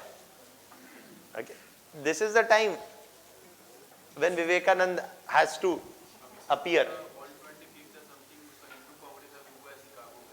हाँ, तो मैं वही विवेकानंद के आने का ये पूरा सही टाइम है. जैसे मॉनसून होता है, मतलब if a question on Vivekanand doesn't come now, Vivekanand himself would be very saddened. This is meant to be a joke. Do not take offense. Okay. So I am pretty sure many a number of people who would have been aware, alive today, they would not have taken offense on jokes being made on them. Okay, India does not have this ability to take jokes. So I am sorry if I have offended somebody. तो हम बिल्कुल नहीं, अच्छा ही बोल रहे. Okay. Vivekanand is very important from your examination because many a number of Indian nationalists, including Gandhi, Nehru, Bose, Tagore, all of them, many a number of them argued that Vivekanand brought what? A confidence in Indian nationalism, asserted partly India's own past, and and his ideas and teachings and speeches were instilled a certain sense of self-confidence amongst Indians. So many Indian nationalists themselves argued that they derived a lot of inspiration from the speeches and works of Vivekanand. Okay, so he's not a small figure. He is considered by many as a very influential figure in the late 19th century India. Okay, now Vivekanand, पहले जो आपको prelims के लिए कुछ चीजें, and this also you can write with me. Okay, Vivekanand was a disciple of Ramakrishna.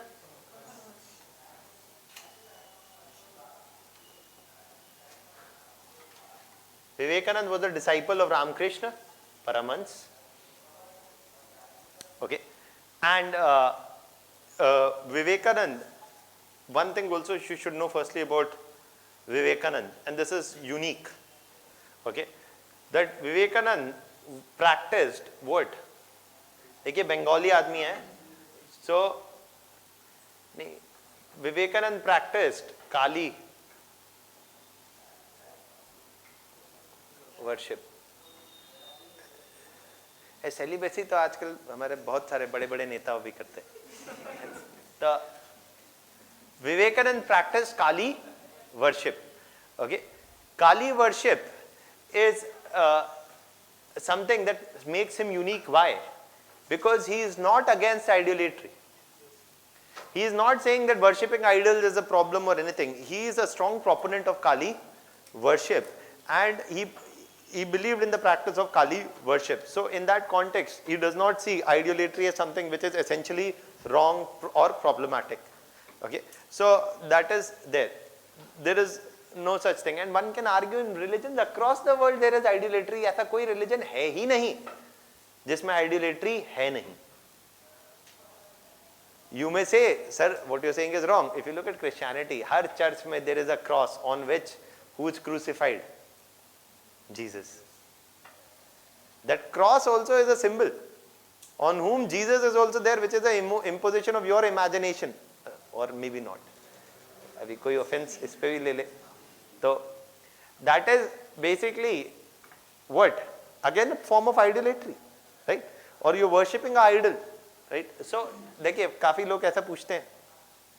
Many black Christians ask the question to the church, why is Jesus white? ऐसा क्यों है कि Jesus is white? Okay, वो black भी हो सकता था. But a society which practiced slavery, Jesus cannot be black, right? So कोई बात नहीं. So in the sense that he practiced Kali worship, he does not see any major problem with idolatry. Okay. Next thing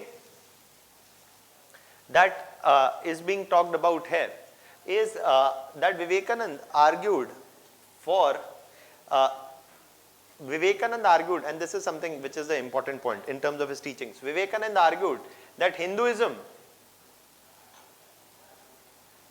as a way of life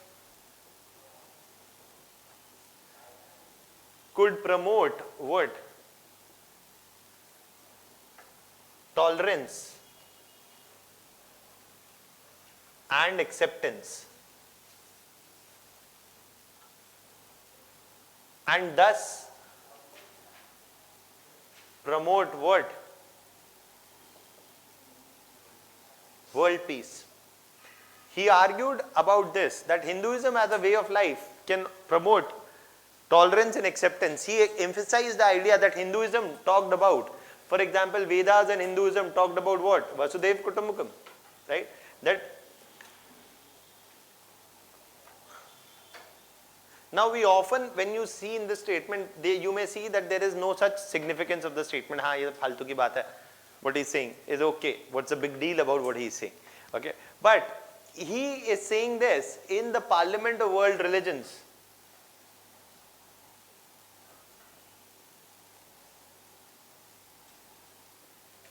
At Chicago in 1892-93.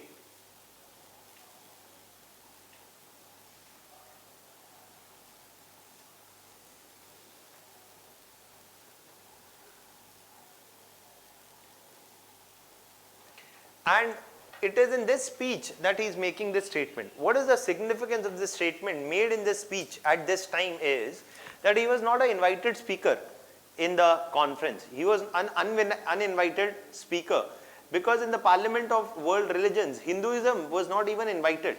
Okay, or no Hindu religious leader was also invited, because in terms of major world religions, they had invited Jew leaders, Christianity, Islam, others, but not Hinduism. For Hinduism, there was no enlisted official speaker. Okay, and this was a Western European conference. It was a Western conference primarily in the United States and invited a number of European speakers, etc. Now it is in this context that Vivekananda reached Chicago primarily as an uninvited speaker, but he was granted a special last minute adjustment into the platform of speakers. And it is here that he gave that speech which started with, I mean, that is considered a very legendary speech, that my dear brothers and sisters of America, etc. And then basically one of the central ideas that he emphasized with this. Now this is important. Why? Why is this important? Because in 1890s he is making this speech to a predominantly European audience, where he is indirectly saying what? That European and Western societies need to build more tolerance and acceptance. Why is he giving them this gyan? Why? Because partly in 1890s, Europe and America were, a number of European countries and American countries were engaged in a race of imperialism, or were looking to capture new and new colonies. And there was little tolerance for the other countries' views and ideas also. So what he's saying is that if you lack tolerance, then you will be looking at what? War, sooner or later. And that is why if you need to promote acceptance, if you need to promote accommodation and world peace, you should look towards Hinduism as a way of life. Why? Because in Hindu society, in Hindu religious beliefs, cultural symbols, ideas, there is accommodation for everybody's views. There is accommodation for everybody's views. आपको एक भगवान को मानना है, एक को मानिए, दो को मानना है, दो को मानिए, 200 को मानना है, 200 को मानिए, किसी को नहीं मानना है, किसी को मत मानिए. Hinduism as a way of life is very accommodative and it does not impose its set of beliefs on the others. It is something which is organic in nature and is very accommodative. This is something that societies can learn from. Rather than imposing one language, one culture, one religion, one set of beliefs, it is something which is more well encompassing, and this is something that has imbibed, that if imbibed as a way of life, has much to offer to the world.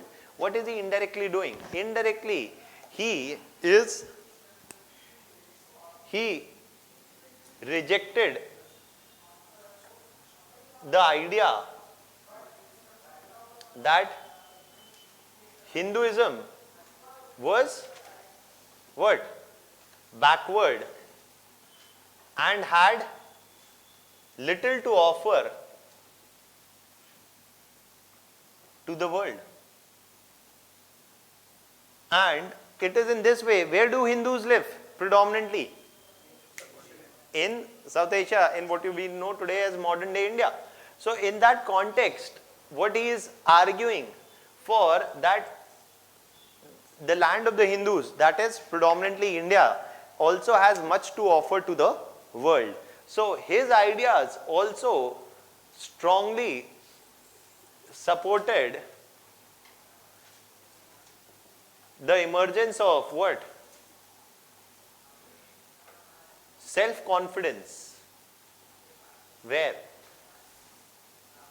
In Indian, in where? In Indian nationalism. In a way, he is also whom? A revivalist. In a way, he is a revivalist. That he is arguing that India has much to offer to the world. Indian religious texts, Indian teachings, Indian's way of life is superior, from which many other societies can also learn from. And that is why he is asserting a sense, he's indirectly, his teachings are saying what? This notion that the British suggest that we are backward, that India is uncivilized, is a false notion. Indirectly, he is asserting at the stage of world religions that Indian and Hindu society has much to offer to the world. A primitive society, a backward society cannot have much to offer to a world. If India has much to offer to the world, it is not primitive or backward, as many would try to portray. So he is also one of the early nationalists, who is partly cultural nationalist and partly you can say is a revivalist, but he is not a revivalist also. He is not a revivalist also primarily because he is arguing that in terms of, okay, and he is a sensible fellow partly because he has an explanation for something. Dekhiye, revivalists often do not have an explanation for something. If you were great in the past, what happened to greatness? How did greatness decline? Dekhiye, if India was a superior civilization in the past, how come the British ruled India? That means either either the British were superior, Indians were great, but probably British were greater, or Indians were not as great, or Indians were, what explains the decline? Okay, so his explanation is that the decline of Indians has to be blamed not on the British, but on Indians themselves. He is arguing that the social ills of modern day Indian society can be traced to the corrupt practices within the Hindu set of beliefs themselves. Okay, so what he is arguing for is a reform of religion, and he is not simply blaming the British for all backwardness of Indians. Rather, he is saying that Indians society themselves is responsible for many of its social evils that it has to correct. How? On its own. Nobody else can do it for you. Rather, you have to reform the society on your own. So, it is in this context that Vivekananda argued that the social ills of Indian society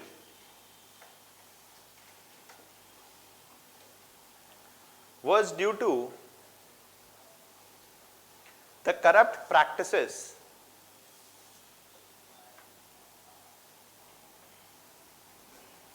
in Hinduism which needed to be what? Done away with.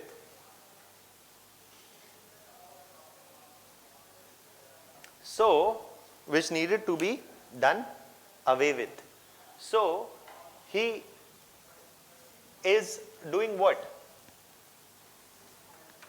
He is also arguing for social reforms. Vivekanand also supported abolition of child marriage,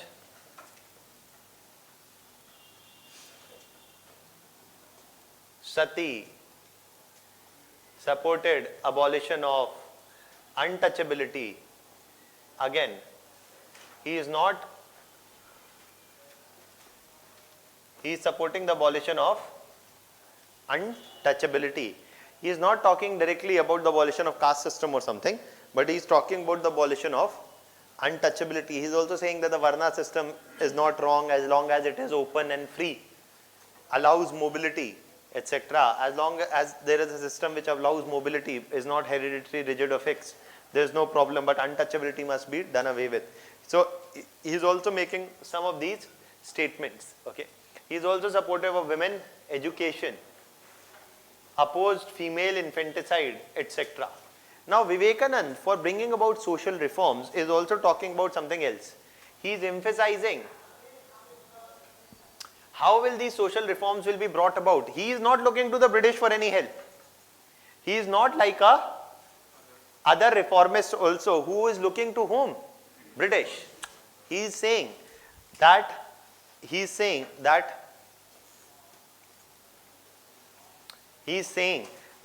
to bring about all these social reforms, a dedicated crop of volunteers, especially whom? The youth, must work with a missionary zeal. And so he formed what? The Ramakrishna missions. And so you have the RK Ashram Marg metro station. He formed the Ramakrishna missions in the name of his guru, that is Ramakrishna Paramhans. The biggest one of them is the Belur Mutt, which is their headquarters. Okay, ये आपको वैसे भी पता होना चाहिए. And they are all centered in Bengal, etc. Vivekananda also, centered there. Okay. Now, this is something that he is talking about, the role of youth also. But he is not squarely a revivalist also, because he is also saying that who is to be blamed for the mess? Indians themselves. Okay, that is what he is saying. Vivekananda also rejected the domination of the Brahminical upper caste. That is also true. Okay, you can write one more line about Vivekananda, क्योंकि इस पे question आना है कभी ना कभी कि Vivekananda's contribution to Indian nationalism. Vivekananda also rejected the domination of Brahminical upper caste and argued for and rejected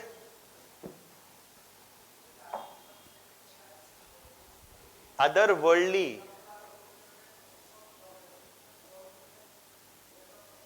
escapism and argued for what?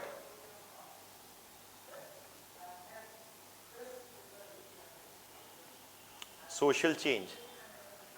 Now, ये point का क्या मतलब है? Otherworldly escapism. Okay, we'll just come to it in a minute. But thus, in this way, Vivekananda's ideas instilled what? A sense of confidence amongst Indian nationalists. You see, so one of the conclusions that we can say for Vivekanand is that he is instilling what? What is its significance?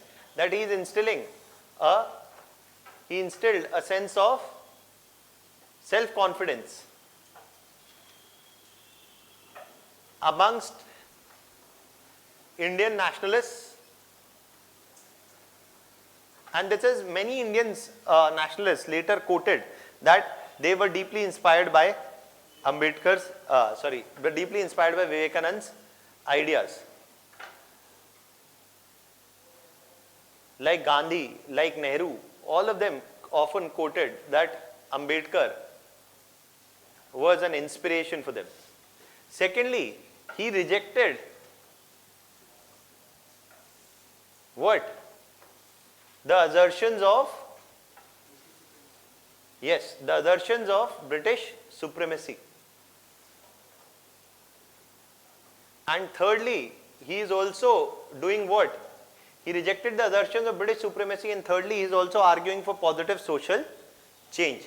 That are his contributions to the growth of Indian nationalism and social reforms. ये क्या है? Rejected otherworldly escapism. देखिए, everybody's written this. Rejected the assertions of British supremacy and instilled a sense of self-confidence amongst Indian nationalists, and also brought about constructive social change. इसके बारे में हम लिख ही चुके हैं. That is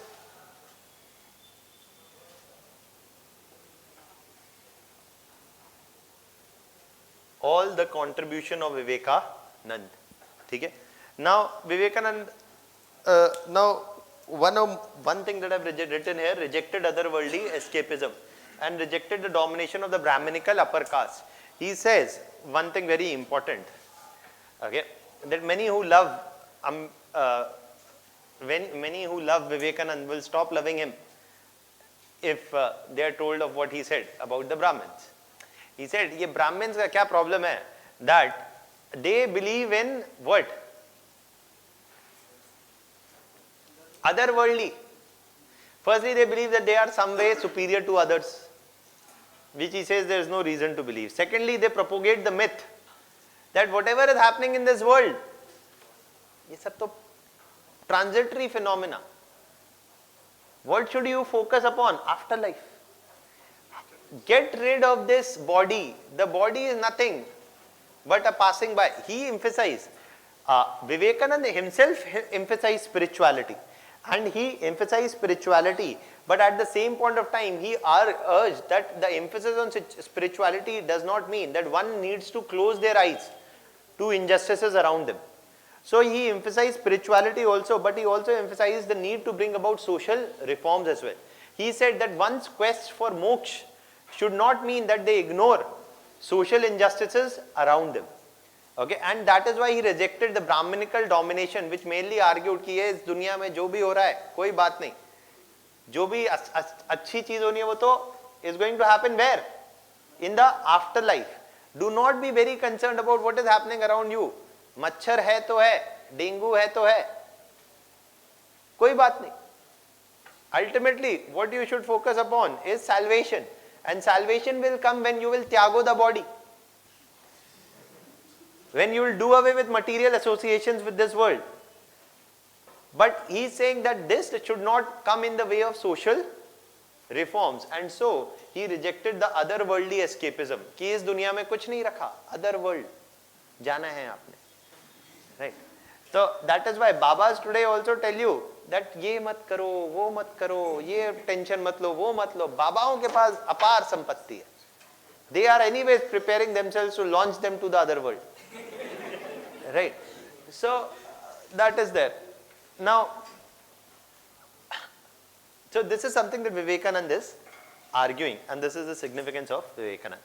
This broadly completes one last organization left, उसके बाद, and that is Theosophical Society. Okay. Now Vivekananda is also not squarely a revivalist, nor he is squarely a reformist. He is probably somewhere in the middle. एक और interesting चीज बता देता हूँ. Vivekananda also emphasized the importance of physical strength, and he argued that one cannot attain moksha and spiritual clarity without even physical strength. In the sense that he argued that you cannot understand the true meaning of the Gita without playing football. Okay, तो वैसे ही बंगाली आदमी है तो football से तो प्रेम हो गई. So that is what he is saying. But also Vivekanand said, so Vivekanand was also pointedly asked the question during the 1890s. तब तो season था cow protection का. So Vivekanand was asked that what are your views on beef? Vivekanand said, and it is documented in his writings and speeches. Vivekanand said, and it is documented in his writings and speeches, that he said that there is no problem with beef. He said there is no problem with beef. It is a good and a cheap source of protein, and that will help to build physical strength. And physical strength is anyways required for, spiritual clarity, etc. And that is why he himself he saw no problem with eating beef. तो अभी आज कई लोग जो विवेकानंद के को हर सांस में याद करते हैं, वो भुला देंगे. If Vivekanand views on beef eating, and then you can go and Google online, very easily available. Now, perhaps Vivekanand would be asked the question, are you a Hindu enough? Right. But that is another matter. Now the last thing that we are talking about today is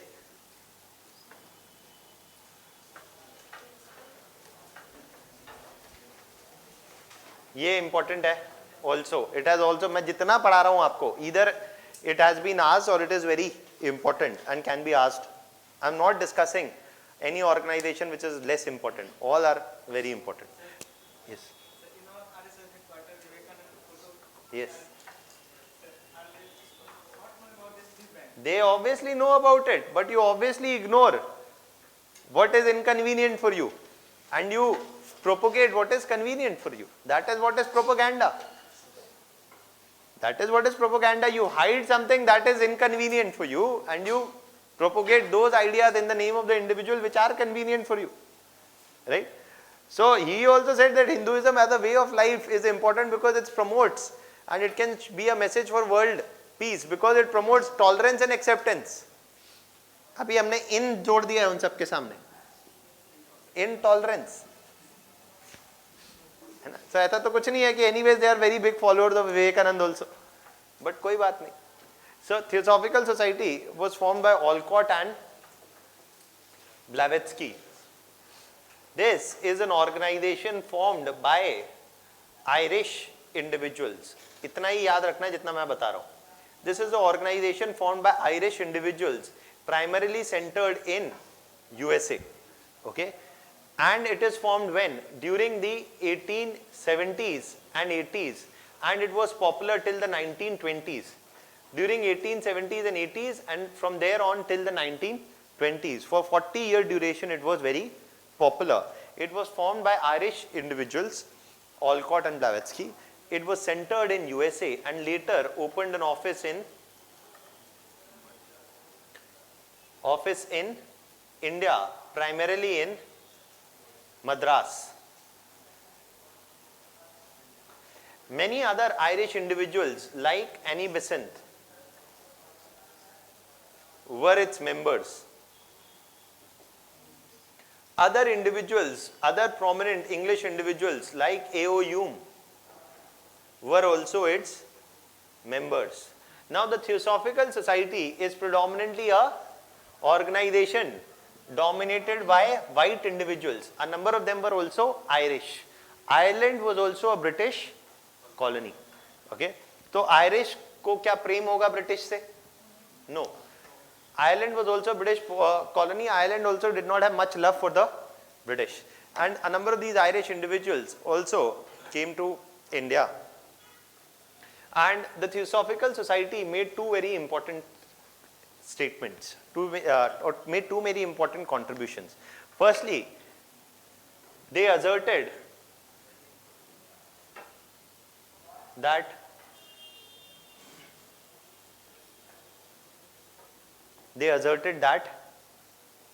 Indian religious texts, primarily they asserted that Indian religious texts, primarily whom? The Vedas, are what? The Vedas, Indian religious texts, such as Vedas, as well as not just the Vedas, but also other religious texts and philosophical texts.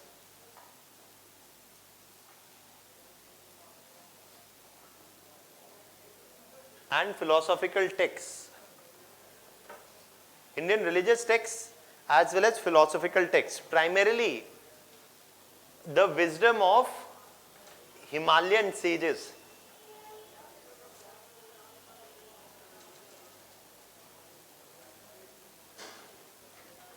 Himalayan sages are whom?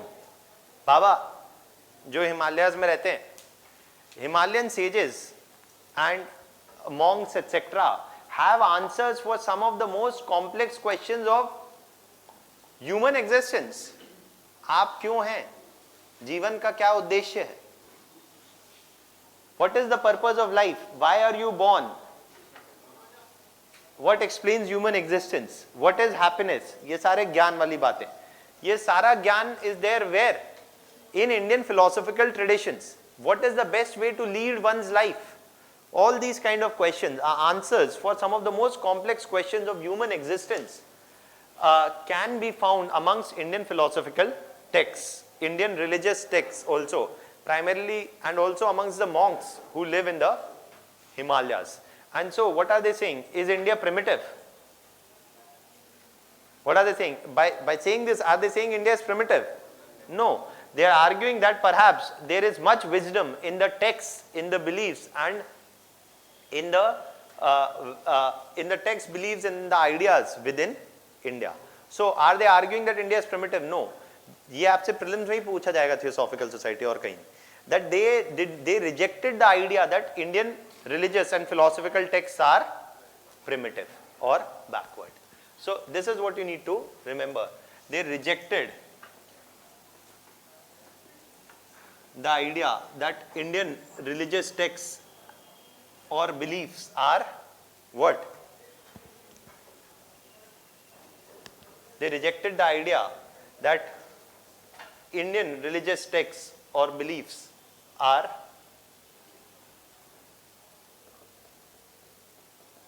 primitive.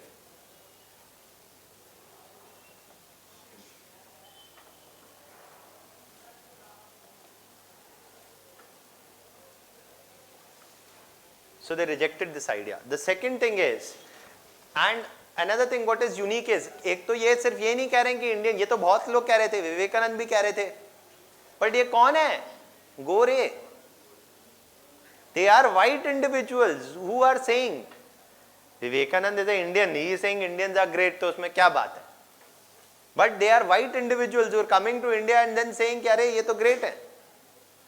So this is what? This is indirectly challenging whose ideas? British ideas. That the white man's burden. So many a number of their statements are actually challenging the whole narrative of the white man's burden.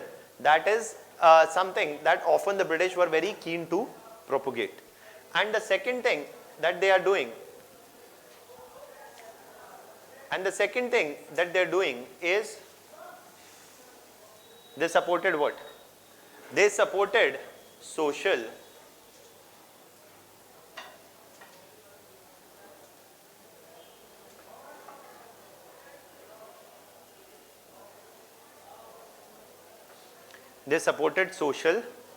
reforms. Such as other social reformers, they also supported social reforms. Whether it is on education, sati, female infanticide, child marriage, etc.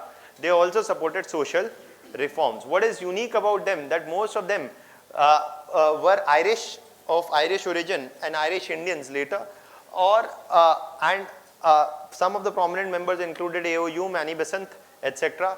They rejected the idea that Indian culture and beliefs were essentially primitive, and they rejected the idea of the white man's burden also.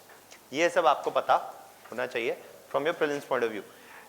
The statement, question 1 came on Theosophical Society, one of the statements was that the Theosophical Society was formed by Annie Besant.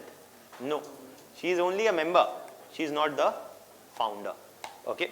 So you should know what issues they stood for, who founded them, and they were more popular from 1880s to 1920s. That is it. Any other doubts?